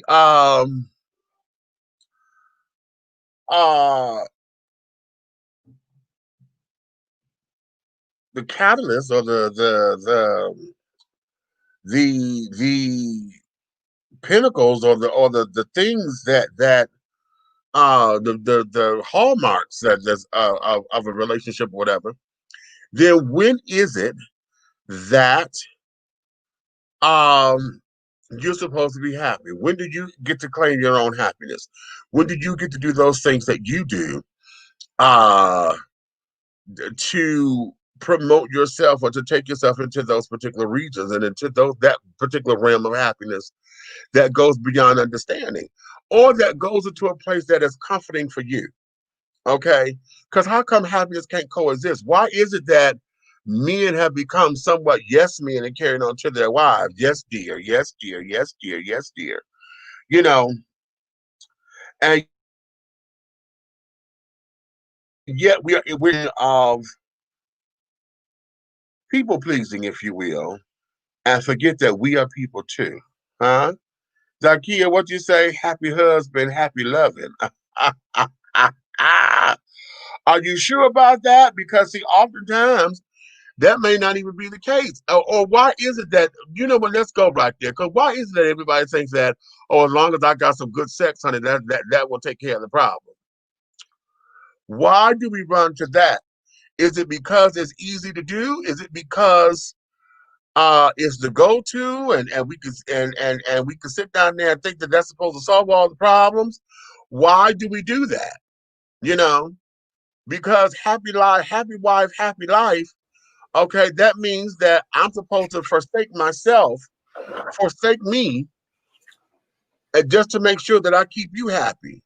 Okay, and carrying on. But oftentimes, you know, there are women out there, honey, who feel as though that, well, hell, that's your job to take care of me. You supposed to, you supposed to, you supposed to. And hell, they won't go, shit, a brother may want a blowjob here and there, but she won't do it because she of whatever things may be. You know what I'm saying? So when does the dude get a chance to be happy? And then again, like I said, if the sentiment is happy wife, happy life, what about those who are single? Okay, because if I'm single and because I don't have a wife or whatever the case may be, am I not supposed to claim some sense of happiness? And I'm only going based on the wording of this particular thing. I know it sounds ridiculous and things of that nature, but I'm going on because see, these are mantras and these are regimens and rituals and things that we have allowed ourselves to take root in. We have allowed ourselves to say, this is who we are, this is what we stand by. We quote this shit, we regurgitate it back to one another, carrying on. And we especially love to say happy wife, happy life whenever a bitch wants something out of her husband that she knows she either trying to trick him to do something or got to cajole him to do something, or basically she want him to spend some goddamn money that he don't want to spend. Right. Happy wife, happy life, honey. Okay, happy my ass, bitch. Shit, we can't afford it. Or better yet, I don't want to spend the money on that. Where the hell is your coin that you done got stashed away? Because I know you can. Listen, I know what I give you, and I know motherfucking well, honey, that you done stashed some shit aside. How come you ain't doing this? That baby, listen, I'm gonna go into my little reserve here. I'm gonna make this happen. What you gonna do anyway, and then don't tell. See, that's the part. See, you gonna do it anyway. Don't tell him where the money came from or whatever, because you don't want him to know that you got the stash away. Okay. Because that's what your grandmama taught you. And carrying on and this, that, and the other. You got it in the sock drawer and up under your unmentionables and shit. Or that second account that don't nobody know about, honey. Okay. So happy wife, happy life. Let's talk about that, because why is it that that's something that we run to, that we have made a part of our existence here as human beings? And then here's another thing: is there a cultural divide in it? Because we know our Caucasian children, honey, our Caucasian counterparts do things a little bit differently than us. Okay, they do things just a little bit differently, culturally speaking. And so have we adopted something that we really don't mean? Or have we done this because what? Okay, when my grandmama and my mama, and then nowadays, let's look at the grandmamas and the mamas nowadays. Because see, They're not what our grandmamas and stuff used to be. Okay, and carrying on. They're not. So what does that mean, honey? Come on, Red, what you got?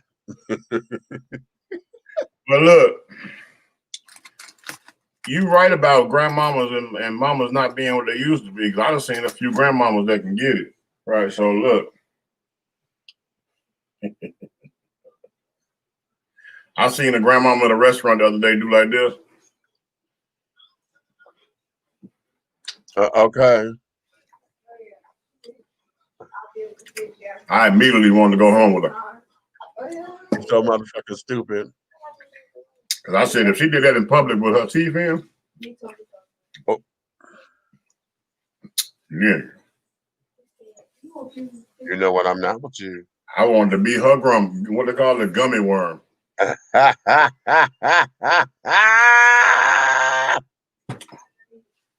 No, it's like, what the? Look. I'm not with you. Okay. Wait a minute. Wait a minute, fool. Hold on. Wait a minute, because I got to go here. Neil say, ask me again when I finally get shacked up. Right now, I can't answer that. You stupid. Right now, I'm reestablishing my relationship with myself. Okay, that's a good start.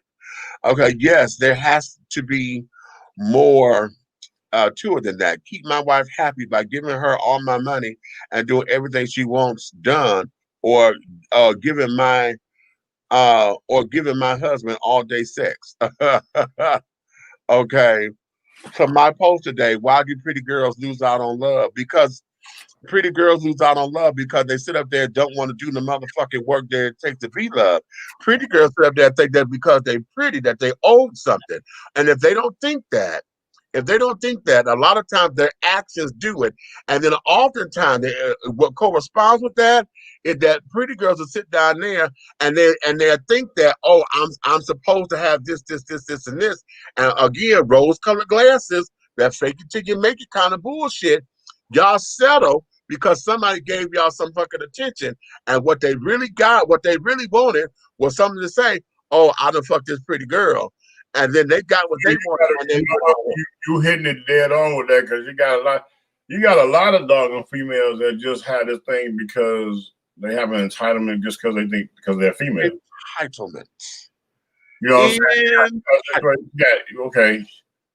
You want to say, you know how they say it's 68 and I owe you one? Yeah. Well, you got the ones running around here hollering 68 when the goddamn check bounced because they ain't owe you shit because they not trying to pay out. You know what I'm saying? So 68 and I owe you one is a rubber check. Okay. Wait a minute. She said, I woke up with money. I woke up with cause I made him happy. What? Wait a minute. I woke up because I made him happy. You woke up with some money. Okay, now, girl, don't you make me. Don't you make me, because I don't want to call you out your name, honey, but that don't sound right how you just put that down there. Yeah, you might want that don't sound right. I ain't going to call you out your name, but that don't sound right. Okay. Not with the teeth in. Okay. Miss Red. Princess, why you coming on me? Wait a minute. Oh, Miss Red, a grandmama, you better get her straight first. What'd you say? Not me. Okay. Hey, y'all. See, y'all done caught up in here, child. Okay. No sex. What you mean no sex? You woke up because you made him happy. Wait a minute, girl. Now, see, you done got me all confused and twisted. All right, here we go. Right here. Okay. What's her name? Zakia? Zakia? Okay. All right. Where you from? She's here in Atlanta. Here in Atlanta. This is Haji's sister. Haji's sister. Okay, now I know what I'm working with. All right. Look, I need you to clarify your statements and stuff so we don't construe what you're saying. Okay. Oh, here we go. Oh, wait. Here we go. It's beauty versus money. A pretty girl can replace a dude in one weekend. A dude have to have 3 years of savings to keep his sanity. How? Well, what you say about that? What you think about that? What you know what? Flush that out a little bit, Habiba. Come on and flush that out just a little bit more, okay? Because see, a lot of times, you know, happy life, a happy wife, happy life. You know, we get into this whole do-wah-diddy, okay? And is it now? Let's look at this across the board. We need our own little saying. What? Keep me screwed, happy dude. Well, then that goes up to what they were saying earlier about sex. As long as the sex is good, as long as I'm giving him some sex, then that should be the answer. But why is it that we as men accept that? Are you getting your bang for the buck? Huh? Are you getting your bang for the buck? How about that? Oh, there you go. How about that? But child, I'm trying to get us to come out of that whole idea, because you know the other day we were talking about I understand you, Meech. I see where you're going. I'm really just kidding, but I'm gonna be I honest. know, but why you can't fix your woman a tuna fish sandwich and she be happy? Why is a tuna fish sandwich good for the nigga and not good for the girl? Because you know what I'm saying? She feel like she come on, flush it out. Flush it out. Then let's go there. Yeah. Do a sandwich and rub you on your back and say, "Is you need anything else?" But you got to go and break the bank. Right. You can't go to Applebee's with the 2 for $20. Yeah, why you got to? I'm supposed to be happy with this $2 tuna fish sandwich, but you want to be happy with Prada, Gucci, Fendi, and all the rest of them, and Coach and all that. Right. And then I gotta take you to M&M Shrimp Shack, honey. Get you a goddamn quarter pound or a half a pound of damn shrimp and fries and shit. Right. Diamonds are your best friend. The way to a man's heart is through his stomach. What the hell? Ooh, that's another one. The way to a man's heart is through his stomach. Okay. You can go to the Piggly Wiggly and spend $20 and put a meal together. You can go spend $20,000 and you're subject to have somebody for 5 years. Right. Until they feel that $20,000 ran out. Then it becomes they see the Jones next door with a $30,000. Then it becomes Janet Jackson. What have you done for me lately? I am. Okay. What have you done for me lately? Bitch, this was an investment piece, bitch. Okay.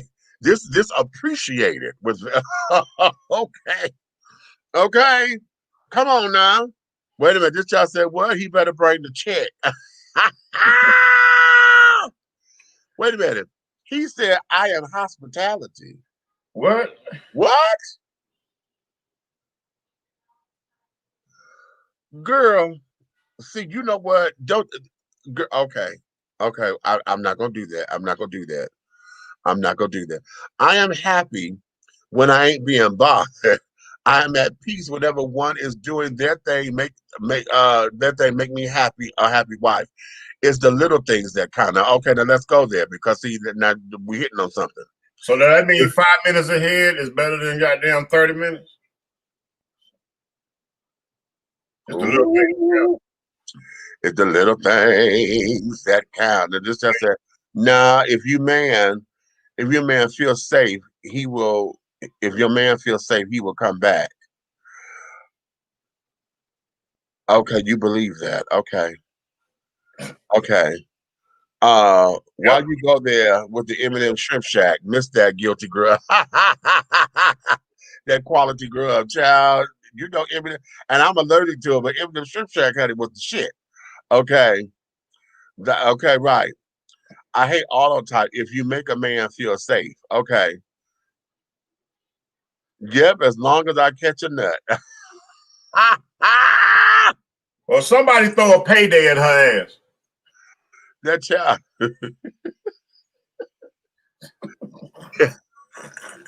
And this fool said throw a payday. You know what? God damn it.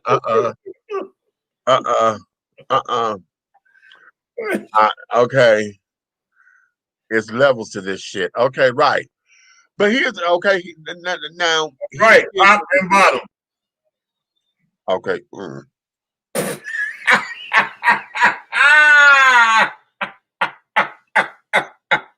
I wasn't ready. Oh, I wasn't ready. God damn it.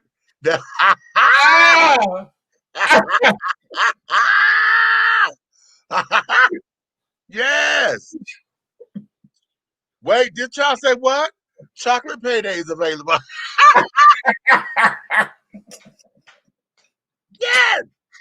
Yes. I love it. I love it. Okay, Leah said, "What? Why is it that we have to spend a lot of money on dinner to win over some of these women out here?" I had taken out a woman to a culinary tour in DC a couple of years ago, and a few weeks later, over the phone, she told me that I still hadn't taken her out on a date. Wow. See, now here we go. Because see, that doesn't open up a door. Because see, wait a minute, she said, mute your mic, child. Mute his mic.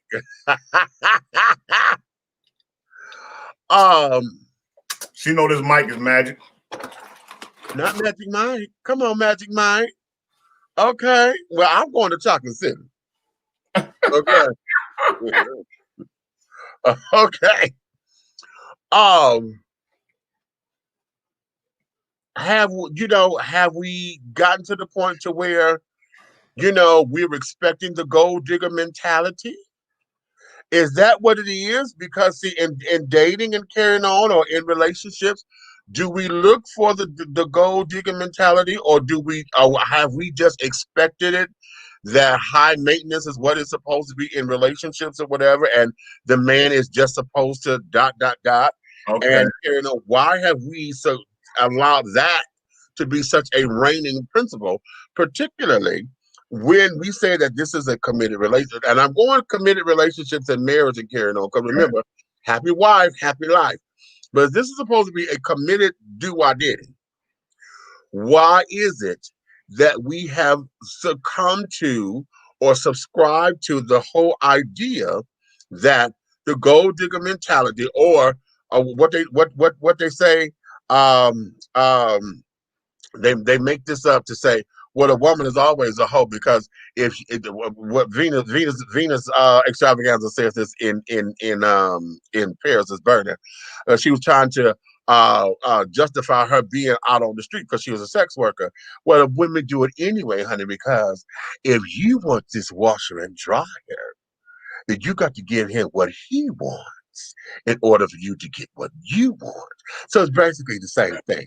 True. So it's like, okay, but the thing becomes, why is it that it's always sex that we run to say, I'm giving him what he wants? Okay, let me stop you.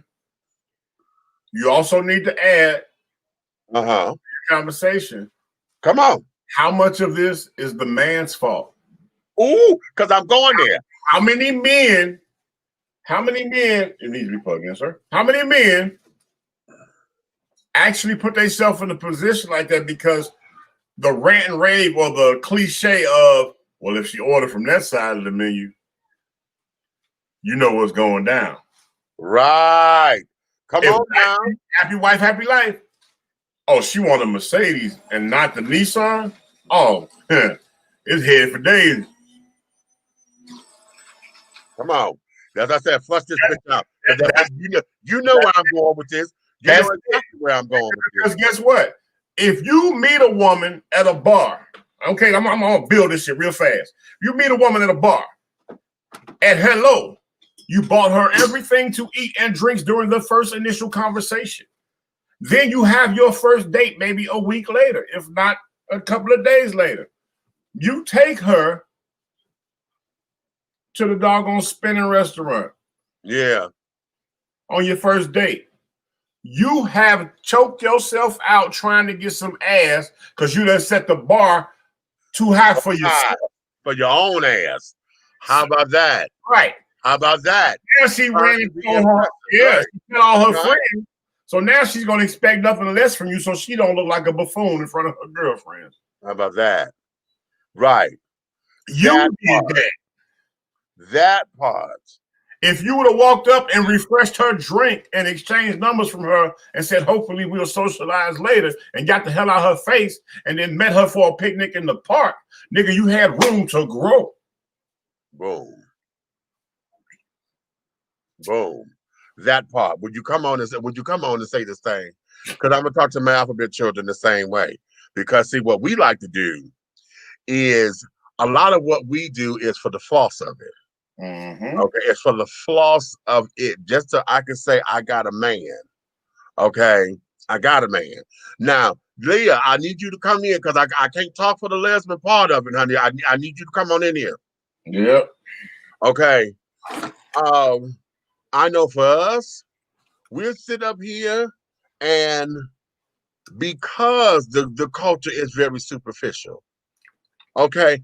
And on top of it, we don't have outstanding examples of what a good date looks like. You know what I'm saying? Straight folks, we see it on the televisions, we see it here. They take classes, you know, on all the talk shows that carry on. There's steps on what a good date is. We got matchmaking services and blah, blah, blah, blah, blah. Then they did reality shows about it and all this kind of shit about what it looked like for hetero couples to what it looked like to be on a date, what to expect on a date, blah, blah, blah. Gay children, African children, honey, we don't necessarily have any kind of barometer. So now we go on superficiality, okay? I'm going to use the term because Haji says this a lot, and I can't fuck with it because, damn. Oftentimes, we end up mimicking shit from either single mothers who looking for love and hurt and trying to find a man for their kids. Yep. You know, or we end up mimicking what the fantasy of a fucking movie. Okay. You try to recreate how Harry met Sally and carrying on in a date process. And then here's the other thing about us, as far as alphabet children are concerned, we don't know how to date because see, date is synonymous with fuck. If we go out to eat and carrying on, most of the time it's going to result in some kind of sexual activity in the end. Okay, pause. Okay. Pause. I had my dates in my lifetime where I knew at the end of the date that, bitch, you've been to McDonald's for the last 30 days and now you want a lobster tail? Yeah, I'm getting that ass tonight. Yep. Okay. But when it comes to longevity and putting in the work and trying to find something, you know, you want something to build, it's different. You're not dating that person. You court them. See, that's where we got away from it, because courting had nothing to do with sex. What? Damn it, wait a minute. Squeeze on that. I'm going to take a squeeze on that. Don't take a squeeze. All right. But I'm just saying, I'm gonna keep it 100. Courting never led to sex. Oh. Courting led to the serious line of intimacy of what if being the biggest word in the Webster dictionary. Right. Hello. Oh, what you say? If is the biggest. Bitch, okay. I'm still in that. Okay. If is the biggest word in the dictionary. In the dictionary, and their potential is the most dangerous. The most dangerous. Come on. Exactly. Come on. Okay. Oh, that's good. So. Oh, that's good. Oh, that's motherfucking good. Wait a minute. This one is Make Me Nut. Which one of y'all had that for Christmas, Chuck? Because this one is good. She had Make Me Nut. Oh, hey, sis. She need another nut or two. Okay, this one's called Make Me Nut, child. All right. Huh? Anywho.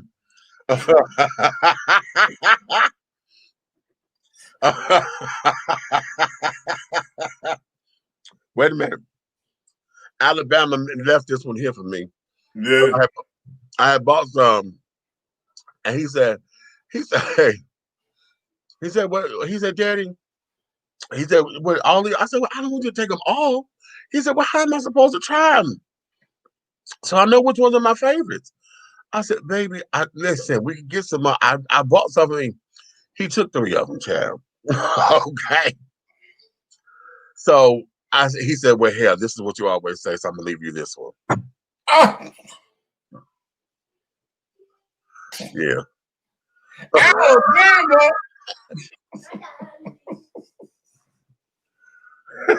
You tell Junior here in time out. Listen, okay. Let's go. Some of these women want $1 million date, but live in McDonald's lifestyle, but got the nerve to be picky. What you bring it to the table to help the other person? You better, girl. Oh, well, Lord, she gonna get something tonight talking like that. Girl, would you tell them children that they sit up here on dollar menu damn pockets and thinking they sitting up here doing the damn lifestyles of the rich and famous? Yeah, shit. Emotional need. Okay, now you know what? You said emotional need, honey, but the thing of it is this: are you supplying emotional need, or are you sitting there being their damn counter? You just being they dump, and they dumping all their bullshit on you because you trying to take it, sitting up there thinking that you doing something and being cute and this, that, and the other, and they just, girl, okay. Men have to up their standards too. Exactly. An anti-marriage slogan. Bigger pockets, no court case dockets.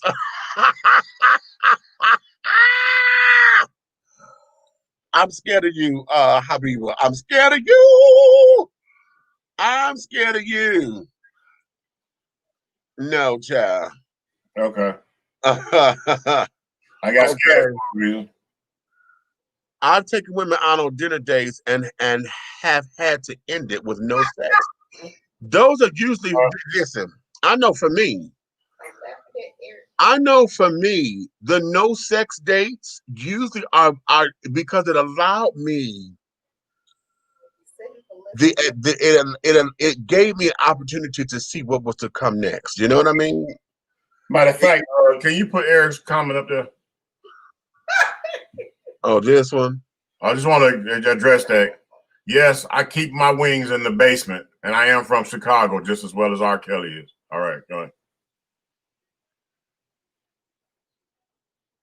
When I'm done, I'm piss on the bones.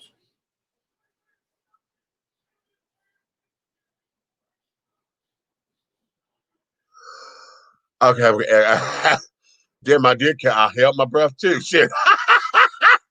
Okay.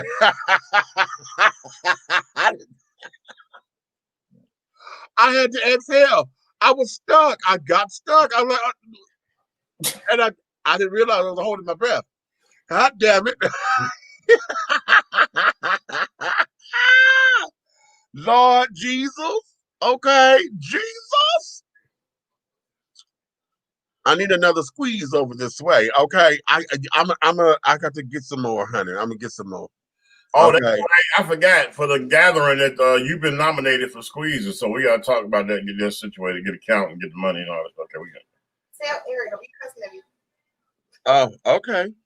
It was a lack of chemistry on either my side or her side. Of course. See, this is why. Listen. Sexless dates give you the opportunity to get to know the person. You know what I'm saying? It's no obligation. It's no commitment. This here is just, I'm here to see what we're about, how we vibe.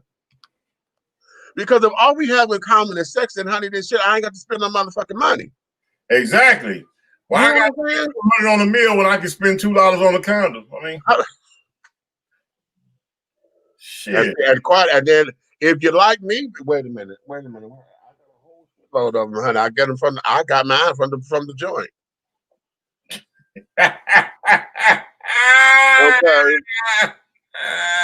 Okay. You know, shit. Every time you go to the club, honey, grab a handful, throw them in your bag, child. Okay. Make sure now if you're like me, honey, you sit up there and make sure you look at the expiration dates, children. Okay. Yeah. They're supposed to be the expiration date. Okay. You ever seen a dusty condom? Yes. All right, okay. Yes, and y'all know, and fellas, y'all know the ones that left rings in your damn wallet that you held on there for too long. Oh yeah. No, if I could have, would have, should have condom. Okay. Right. That break in case of an emergency, honey. You put that bitch on and found out it done dry rotted.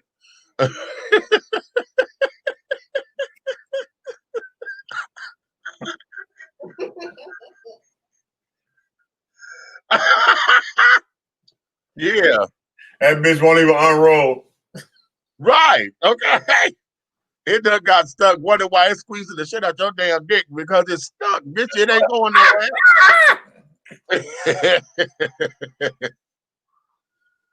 Then afterwards, going half on the baby. Right. Stupid.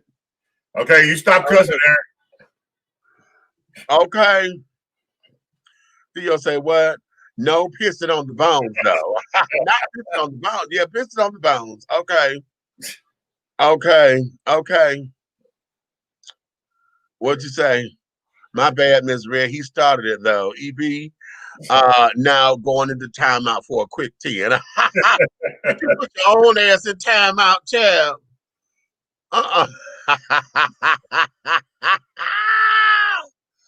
Okay. Y'all better start setting high standards and stop living in La La Land. You get what you put out. Ooh.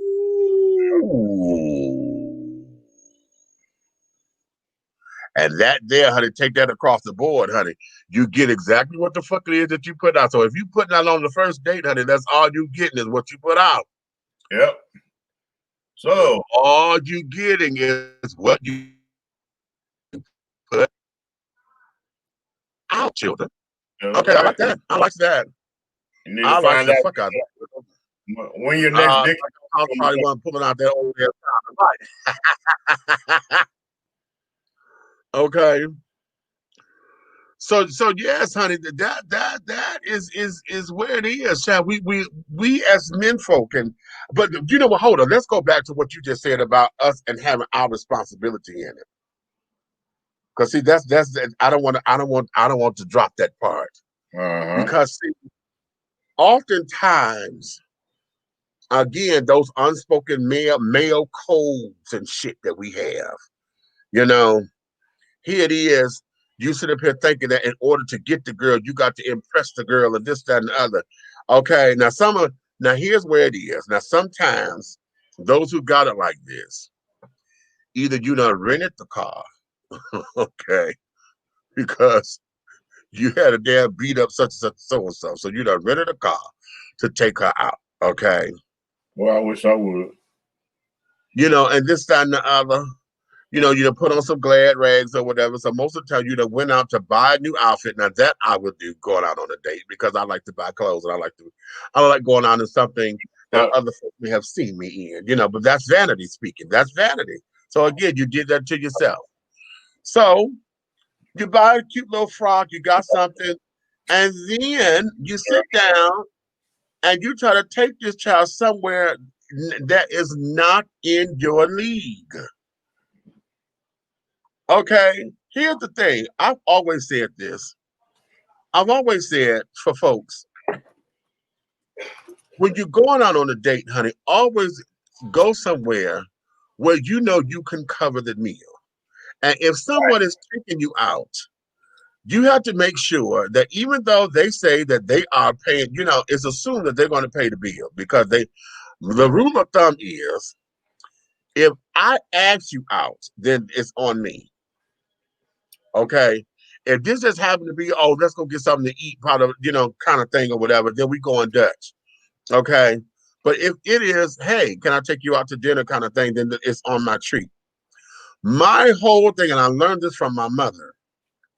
My mother always says, you don't never buy more than what the guy is spending for himself. Your meal need to be either match his or be up under what he's spending on his own ass. That is something that I pride myself on. Okay. Unless he tells you, get what you want. Okay. And I'm gonna tell you a secret because I know I do this. If I tell you to get what you want, that there is my barometer to see exactly what the fuck it is you're gonna do. Because if you start to go to the most expensive shit on the goddamn menu, then I know all this is because you want to see how fat my pockets are. Yeah. Just like I don't like the woman that you meet and you say let's go out for a few drinks. And then when you get there, she ordered Douce, knowing that she only come during happy hour when the damn Long Island's are $2. You know what I'm saying? If you don't quit motherfucking playing, I'm dead ass serious. I know you serious. I know motherfucking well you serious. Because to sit down here, child, look, my son did this one day, and we still talk about it. My son, he's passed on now, but he did this. We went out, and my road dog was sitting up there. He wanted to take us out and carry on. He wanted to take us all out. You know, we family. This motherfucker goes to the we get to the gig. You order a cocktail that was $15 motherfucking by your damn self because you ain't never had it. Because you know when they started doing the beer in the cocktail bullshit thing, yeah, he go doing that, and you bought it simply because you knew that this child was gonna pay for it. That was the only reason why the fuck you bought it. Okay. And the whole idea of it was that, damn, we still talk about that because we're like, the nerve that you did that because you knew it was somebody else's dime. And that there is where that's a mentality. I'm not going to say, I'm going to take that mentality and I'm going to say it's a universal mentality. I don't care if you're the alphabet children. I don't care if you're, heterosexual, bisexual, or siblings, or just typical family. You know what I'm saying? Right. There are people with that mentality, and it just hurts my nerve, bro. It strikes a nerve so bad in me because I've been in situations where this is what gets me. I never forget it. My younger brother. We would walk into a restaurant. Now we out, running around, wrestling, whatever. I might have $8 left on me, right? But I know you don't have no money on you. I got $8 left. We've been doing stuff all day. I'm got a little $8 and we home. Yeah. I'm sure this $8 doggone feed us. So we will walk into somewhere like a McDonald's, right? Yeah. And I will walk in and I'll be like, okay. And before we walk in, I tell him, I'm like, yo, I said, I got this $8. Let's go ahead and spend this $8 and grab something to eat till we get back, till we make it to the house, that we can get dinner. Yeah. So I walk in there and I would go like this. Well, give me $1 chicken sandwich and $1 drink and $1 fry. And then I turn around and say, and I ask him, I say, what you getting? That dude, right? He said, well, give me a number 6. Motherfucker, right? Right. Right. That's $7.99.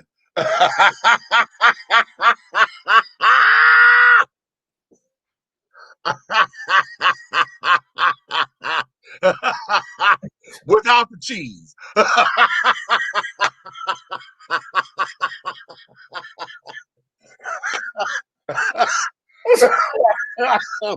Right.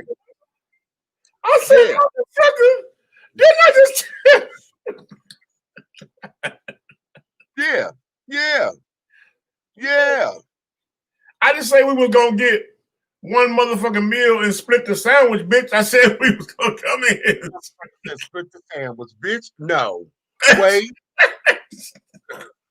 I'll have it cut in half, please.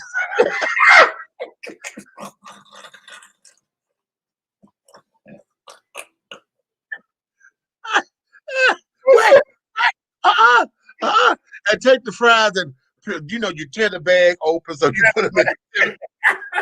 Maybe y'all can dip out the ketchup. And can I get a courtesy cup so I can pour my half in there? Right, okay. The fuck are you doing, bro? You cannot take me there. That's the kids' meal. We did that with the kids. Okay. Every time I think about that shit, man, I just want to just. That's the kids' meal, honey. We did that with the kids, honey. You get one big sandwich, get the sandwich cut in half, So the two babies will sit down there and eat. Get a large fry or a medium fry, open up the bag or whatever. Exactly. Could you imagine the way our doggone looked at this nigga like we wasn't related? Yes. Yes. You don't mess this girl all up because that shit got to come up out of there. Right. No, we're not doing wait a minute. Tracy, what you say? I do the same rule, meets. Okay. We say, oh, hell no. I made a note that meets the barometer thing. You better. Yes, my darling, honey. Listen, that barometer, and I'm telling you, I learned that from my mother. You do not go out with someone and you spend more on your dinner than they will spend on themselves. A lot of times, and I'm going to tell y'all something, because see, me, this is a man thing. Men would never say this, but that's why I am, because, honey, okay, I'm more than a man, honey. What they say, secret strong enough for a man, but made for a woman. Catch it. Okay. Catch it, bitch. Okay. But that damn men are not going to say this, because this again, that's that mentality. See, I get tired of the fact that all of us, males are wired to have everything revolve around ass. But it's part of who we are, Chad. That's just on the real. I know I have my moments when I'm dead on it or whatever. I know. Look, if we done did this, oh, you motherfucking well, I'm getting something out of it. It's that other secret on the other side of the fence, right? Let's talk about the bottom side versus the female. Okay, the one on the other side. Okay. All right. When you're on that other side of the fence, they keep the major secret of the fact that they want it just as bad as the top and the guy do. You feel me? Come on now. That's that shit that's in the little tube and it's hidden down in the ground and you don't dig it up. That's the doggone, you know what I'm saying, the sister. Okay. And so that's that whole situation right there. Right. Where it's a big secret. But just as well as you are feeling the doggone surge in your loins, the moisture is rising in their pants. Right. That's all the way around. That's a full circle. Right. But they're never going to tell you that. Right. Exactly. So that barometer thing, Leia, yes, baby. And especially in our community, because it maybe it's the same shit, but just we function a little differently in it. Because, hell, we just wired that way. A lot of us don't know how to date because dating has become synonymous with sex. So, yeah, most of the time, everybody's expecting this, okay, well, let me get the most out of this as I can or whatever. But the barometer thing for me always works because I know where we are. If you sit up here and you order more than me, or I see you go to the most expensive side of this motherfucking menu, even at McDonald's, damn it, if I see that you done sit up here and you done ordered, let's take Wendy's, because Wendy's got the triple burgers. Your bitch ass go to Wendy's, you ordered yourself the motherfucking triple. You ordered the triple burger with the large fry and a large such and such. You done upsized the combo. Okay. For 4. Right. Now right. I'm sitting up. I said, get what you want. Oh, well, let me get a triple burger with cheese. Hey, what's that on the sign back there? Is that the Baconator? Is it? I was just gonna say, can we add bacon onto this sandwich? And then so now you going a la carte, bitch. So now you done added more money on this bitch. Versus getting the Baconator with cheese, okay, which is the same goddamn thing, okay. You see them motherfuckers going, hey, oh yeah, okay, I think I'm gonna give me a burger and everything. Oh well, I see they got New York strips and sirloins. What the fuck? Did you hear me ordering a burger? No, You know what does it, honey? When they sit up there and they tell you that lobster, honey, is at market rate. They don't tell you a price. They say market rate. Yeah. On the menu. Okay, so. That has always been a barometer for me, because what that does is set the precedent for the day. And it also lets me know this is gonna be one time or not. You know what I'm saying? Because I'm like, oh, okay, well, shit, I know what this is. Man, I went out. I'm gonna give you an example. This is exactly what we're talking about. Full circle. I went out one time before I was married. Went out on this whole little thing, right? Mm-hmm. Go to Red Lobster. The young lady.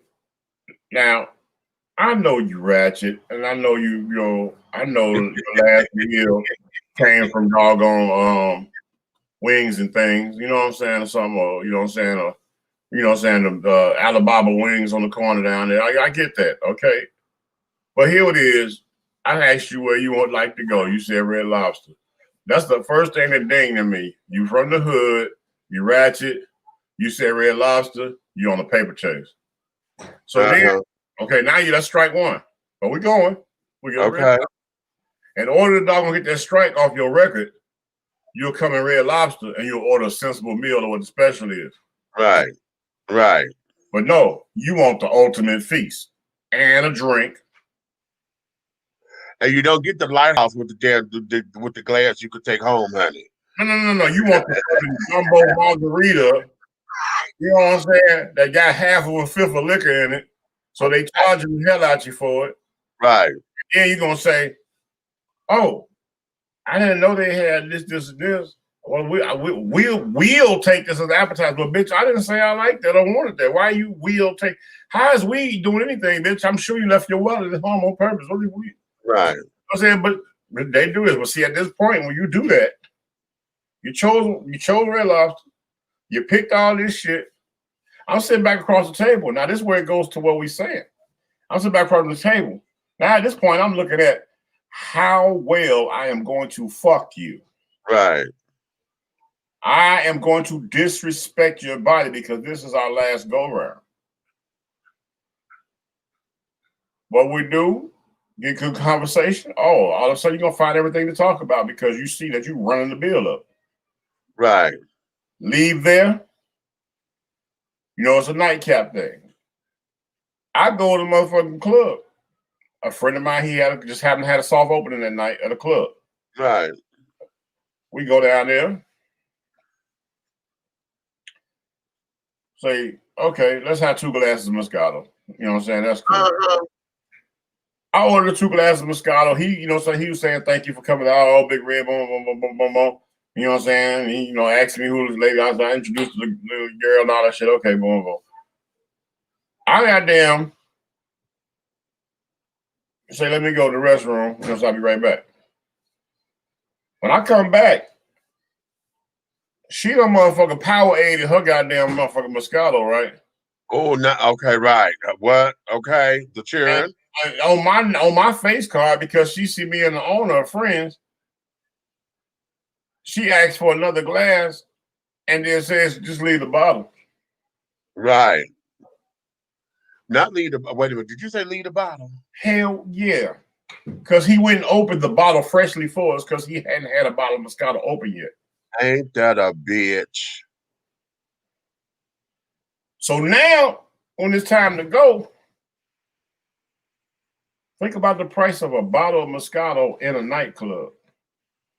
Right. I know. That's why I said a bottle. Right.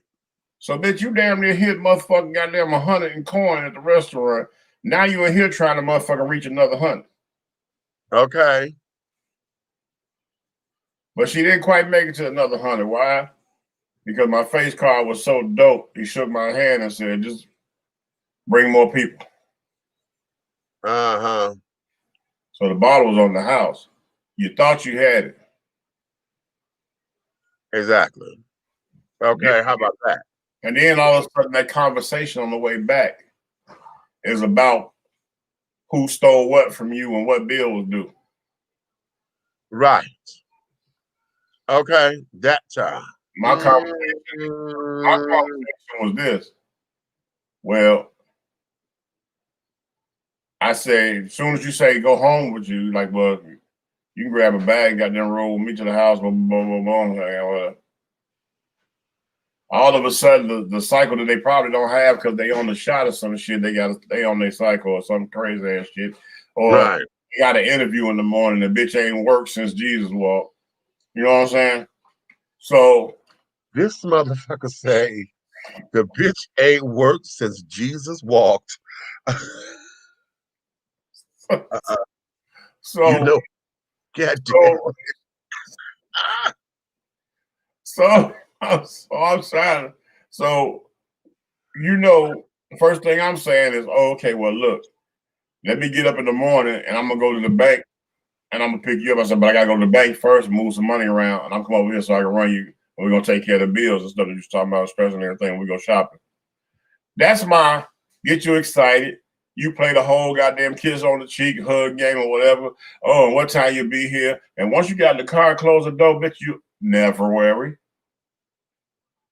Oh, never worry 31st. That's right. That's right.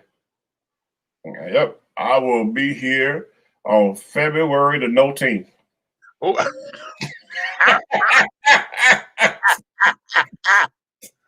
Okay. Let me go to these comments over here. You better get those $2 Long Islands and sit your ass down, smile, and get ready to have a good time with that $2 drink. Right. Okay. You drink Smirnoff when we go on a date and you order Ciroc. Right. You get hit with the rock. Did you order the deluxe, you dirty mother smurfer? Okay. Red telling the truth. I know. Child, you listen, honey. My mama don't even get lobster. You got life smurfed up. Okay, I say we start doing it the reverse way. Run me some of them draws, and based on the quality of the goodies, we'll determine what type of meal you get.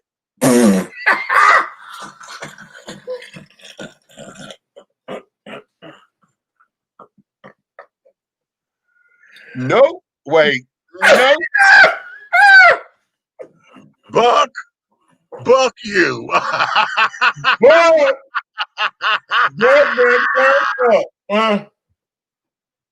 What in the buck are you talking about, honey? Okay. Be like, oh no. That's good. I like that. Some of these gold digging yams aren't even worth a Lunchable based on what they're giving out in the intercourse department. Did you say a Lunchable? And that's 89 cents. 89 cents to $1, honey, at the very least chair bag. He said a Lunchable. No. Thirsty ass hoes. Okay. Wait a minute. I got to use that one right here. Ain't worked since Jesus walked. I know, Tracy. I know.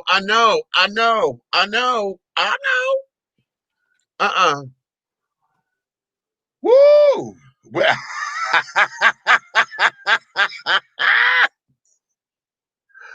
I said what I said a day early. Okay. You stupid. Wait a minute, Theo, you in here? Theo, you still here? Can you see the children? I'm telling you, they quote you, baby. Wait a minute.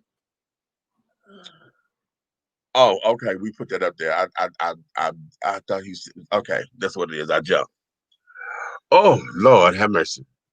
Well, let's hear this here, honey. I really want us to take some time and to really start to understand exactly what this is all about, what this is. How is it that we look at ourselves, particularly as men, particularly in the dating pool? What is life really about you being happy? Happy wife, happy life. Does that really work? Does that really work? And if it works for you, how does it work for you? Because are you one of those ones that just go about it to keep her from nagging you? Because is that what it is? Do you want her to not nag you anymore, or to not go complaining to her girlfriends and to her mama and her sisters and carrying on because they got a stake in y'all's relationship because they run how they run their mother? Half the time the mamas and the girlfriends is the reason the funds are short because they fucking the man nowhere. Anyway, so shit.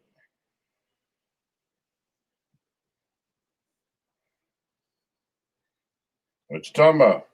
Happy wife, happy life. I wasn't stuck. I wasn't frozen. I just paused. Tell your friend, don't bend. Okay. So, oftentimes, you know, when we look at some of these little monikers and epithets and things that we run and that we use and that we say on the regular, these little, you know, little mantras that we have that, oh, okay, wait a minute, what you say? Happy spouse, happy house is how I see it. Well, how about that one? Is that the upgrade on it? Happy spouse, happy house. That's the one that the Supreme Court made fair now. Okay. Happy house. Okay, wait a minute. Is that okay? We gonna sit there and give Wilma Fistdown. Keep your hubby happy. He's a happy pappy with Brocken steel. Are we gonna Wilma Fistdown? Okay. Oh, I love it. But a lot of this stuff that we're looking at, okay. Happy life, happy wife. Fake it till you make it. What was the other one? What was the other one that we said that came out of the happy life, happy wife? It's up in the, it's another one of them damn little terms. Anyway, we have them up here, and we need to really look at these little slogans and these little sayings and carry it on that we keep perpetuating. And make sure that we're not suckering ourselves into believing the hype of it. Because if it's something there, then make sure that if you're going to stand by it, that you stand by it with good reason, not something that is fabricated because it's to keep you from looking like from some kind of whatever. In the eyes of your friends or your families and carrying on. Because see, one of the things that we have to get over too is that how many of us have gone to our male partners, I mean, not partners, but the males in the family. You went to your older brother, cousin, uncles, grandfathers, nephews, your father, whatever, and you have relationship problems and they get everybody's regurgitate the same shit. You know, oh, what you need to do is this. Well, oh no, you need to make sure that, you know, how many and the information that they give is somewhat backwards, sometimes antiquated, you know, and it doesn't foster or feed you what it needs to feed you. You know what I'm saying? How is it that, you know, what is all of that? So that there is something that we need to look into and make happen and things of that nature. So I want to offer you guys that this evening as we look at some things and be like, okay, how is it that we need to do this? You know what I'm saying? How? Me, let's give some homework out. Okay? Come on, give it. All right. The homework is for everybody to come back, and on the tail end of the next episode, we're gonna revisit the subject. But everybody need to come back with one piece of advice that you think or know is bad to give somebody that comes to you about their relationship. Oh,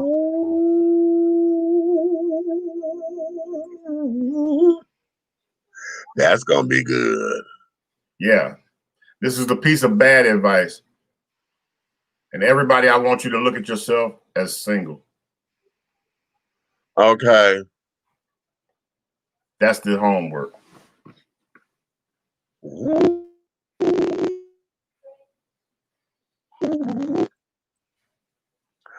What you say?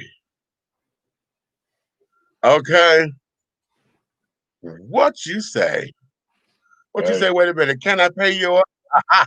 Woman, you sound like you come straight out of a comic book.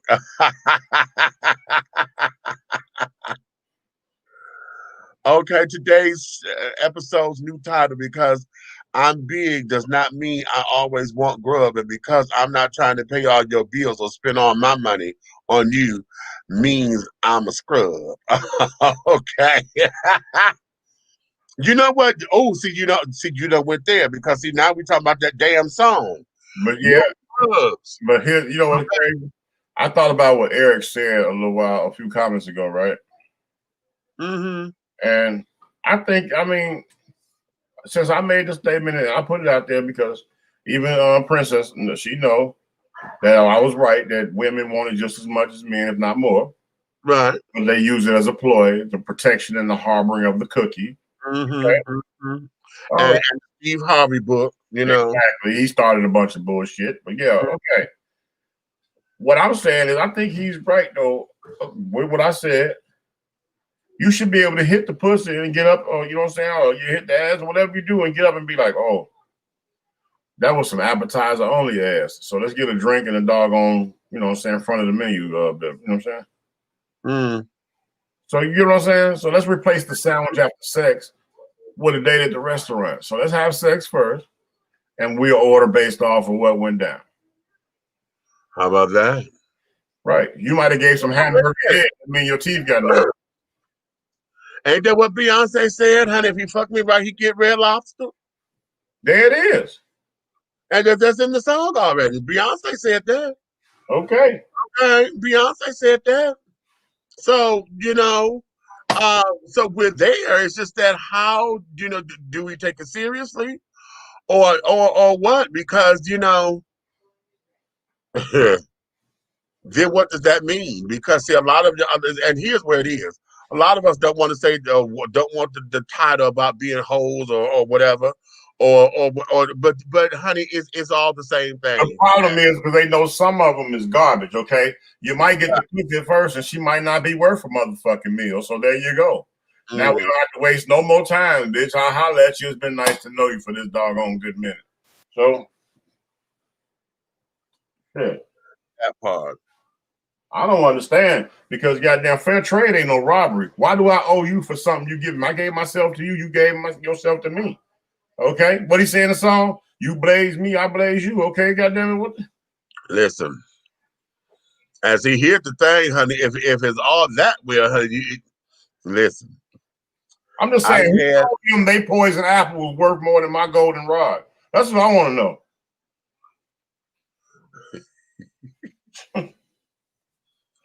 Listen, I've always said, honey, if you could get me to get domesticated, okay. Now I've done that in ways to where I was trying to impress a couple of dudes, to where they done went to sleep, and I got up and I was like, okay, yeah, let me add a little special touch here because I know he's gonna be hungry. Oh, I seen you at work. You so motherfucking dumb. You know what? Shut up. I saw you at work. I caught you goddamn on the phone. Goddamn, I caught you on FaceTime whipping the eggs. I caught you. Yeah, he gonna be a little tired. So, you know, I'll go up in here and whip up something, you know. And depending on what it is, child, shit, you know, if I go to cooking pancakes and bacon and eggs and grits, okay, yeah. I done made a full course meal and then blended up a smoothie too. Oh, bitch, yeah, okay, this is a keeper. Oh, yeah. Or at least a repeater. That rich nigga read my book because I done had plenty of mornings like that. You know, okay. Okay. And carry it on, you know. But in that, I think we onto something there because I think the tables ought to be reversed. And then here's the thing, because I'm looking at it from us as men, because men, all the responsibility usually falls on us. Now, of course, I'm gonna say that to the ladies because all my good girlfriends are carrying on. You know, we sit there try to hook them up to the game, but bitch, don't you sit down here and do this old crazy ass shit, this, that, and the other, blah, blah, blah, blah, blah. Right. But at the same time of hooking them up or giving them the sister girl talk, we got to be very realistic, bitch. You got to come up in here and know what you're doing. You got to come up in here right. Your mind got to be right. You can't go up in here thinking that you're gonna get everything out of him and then you put out nothing in return. Because he's going to want something. He's a man. Okay, public service announcement. Yeah. Who told y'all that you can get your pussy and everything ate the fuck out and you ain't got to put in no mouth work? You know what? Let me go here with that. Let me go here with that. I want to know who told y'all that. Well, it's not so much as who told them that. What has happened is, remember, we're dealing in a world where a lot of women are using a lot of masculine energy because, you know, for the longest period of time, honey, men didn't want to go downtown. So it was always in the reverse. That was super transfer. I went downtown since I was a kid, so I don't know what they talking about. Yeah. I think, goddamn, when I broke virginity, goddamn, I went down to make sure there wasn't nothing else there. Is this trash?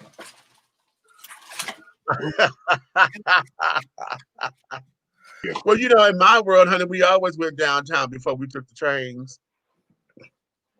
Well, trains mean something else in my world. Same here. See? It's either the green line or the subway. Whichever. But see, a lot of us like to ride the caboose, though. See? Hey. All I know is, goddamn it don't matter where you sit at, the back of the bus or the motherfucking head of the bus, it don't matter as long as somebody gets satisfied. Listen, as long as I'm conducting that motherfucker, honey, it's the conductor that whirls all over. All aboard. All aboard.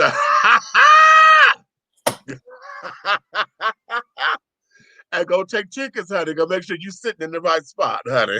Ding, ding, ding, ding. I tell you, this is your stop, honey. See, I'm gonna tell you something. I learned a lot with being the guy that I am. You know what I'm saying? That I open all. You know, everybody. You know, I take all the cultures in. You know what I'm saying? I'm ally for the rainbow. You know what I'm saying? All that. And so when I got to learning how to clock shit, yeah, like I always thought the train, the Rice Cerrone train in San Francisco, I always thought he was gay. The train was gay. It's a San Francisco tree. It made it so sweet. Rice Cerrone, it's a San Francisco tree. Yes. I was like, and then the motherfucker said, ding, ding.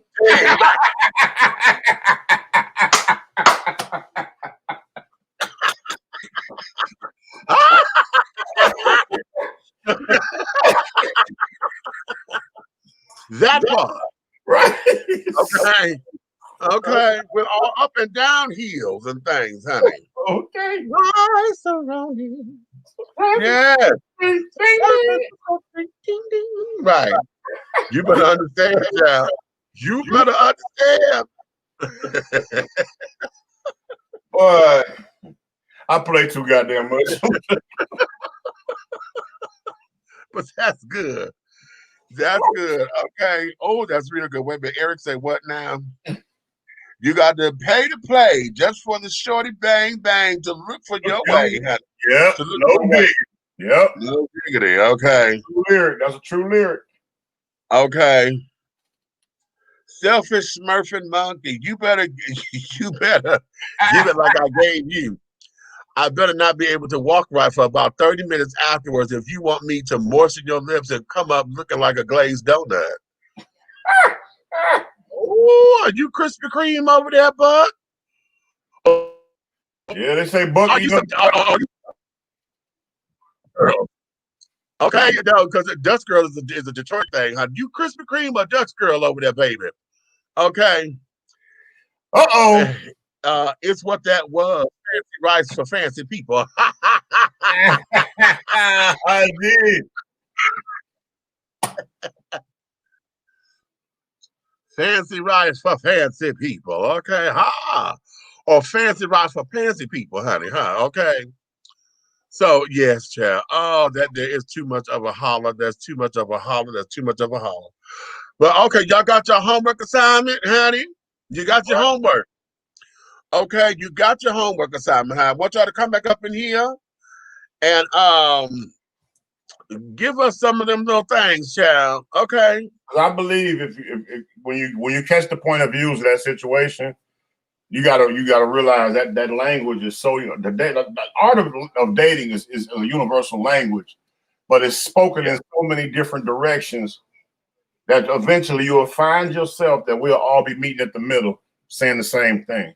How about that? Because one thing is not different. Emotions are like a barcode. You scan them and you come out with the same price. Ooh, as long as they're computed right. That's right. Okay, now listen, before we get ready to go, I got to tell y'all about this place, honey. I went there today because they did a soft open today. Oh my God. Okay, they did and a soft opens mean they're just trying to get folks to know that they're there and this, that, and the other. We're going to do a formal ribbon cutting ceremony soon. But this is called Johnny's world famous chicken and waffles. Okay. Mm-hmm. If you are in the Atlanta area, they are in downtown College Park. Okay, right over here If you're on the trains, you come off, you get off at the train station, you come across the, come across the street and over to the restaurant area, honey, from the train station. They did a soft launch today. And I want y'all to understand that Johnny's Chicken and Waffles, they have partners, they have silent partners, but they also have Neo with his wife, Crystal Smith, and also Miss Carly Red from Love and Hip Hop, and Saints and Sinners. She's on both of those shows. Oh, they put cocaine in the waffles? I don't know about all that. Oh. Okay. However, they did a soft launch today, and yeah. They said they're going to be open 7 days a week, closing only from 3 to 4. Okay, so they're going to have an hour to close so they can switch over, whatever. Seating is first come, first serve. No reservations are required. Great. Huh? That's a clusterfuck in Atlanta. That's a great thing to do that. What?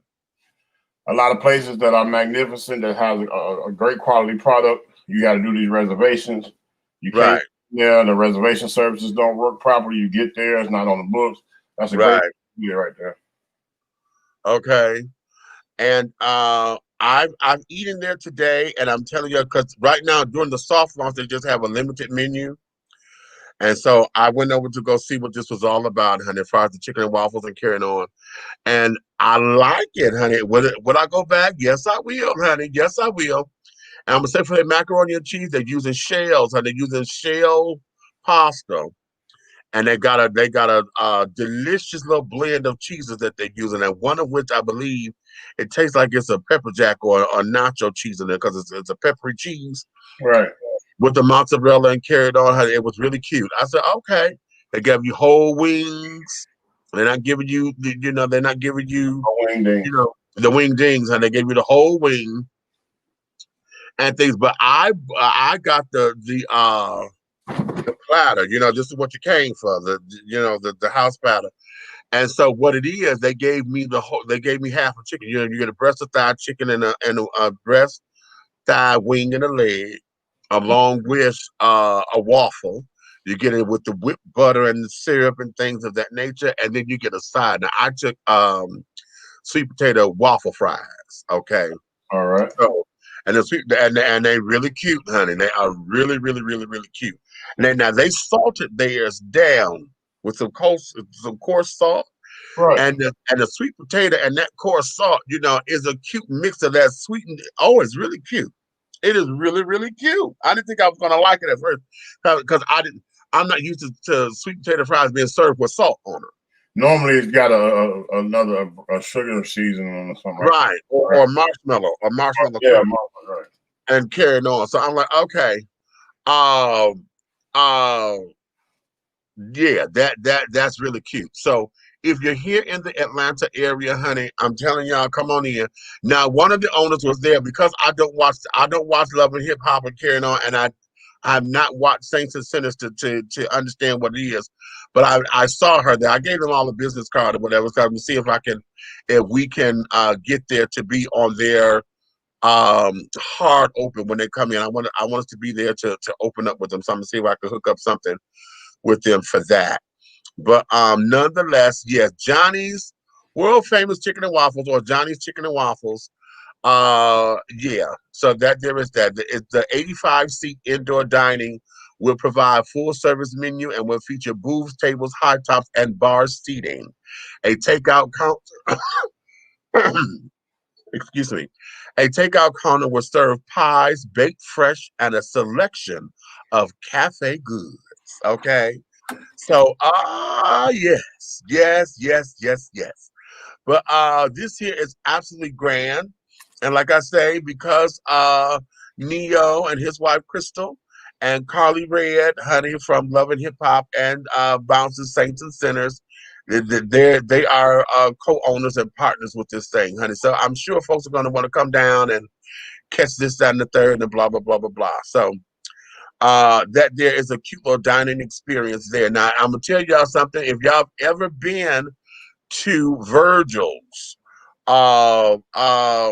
Virgil's Gullah Kitchen. It is directly, it's adjacent to Virgil's. It's right there. All the restaurants are right there on that same strip. Okay, so they're right next door to one another. And I think it'll be a cute time for everyone to come on in and to experience what we have here on the South Side. Okay, so that there is my little plug for the day for the Black-owned business extravaganza. You know, I'm trying to make sure that we buy Black and support Black and carrying on. So that there is that. So on that note, what you got might be that jalapeno jack cheese meats. That is the new thing they put in macaroni and cheese. You know what? You're right, because they do that. I got some here from Velveeta. Got a jalapeno jack cheese. Yeah. Mm-hmm. So and I use and I usually don't use Velveeta in macaroni and cheese. I like to create my own cheese sauce. But yeah, that's cute.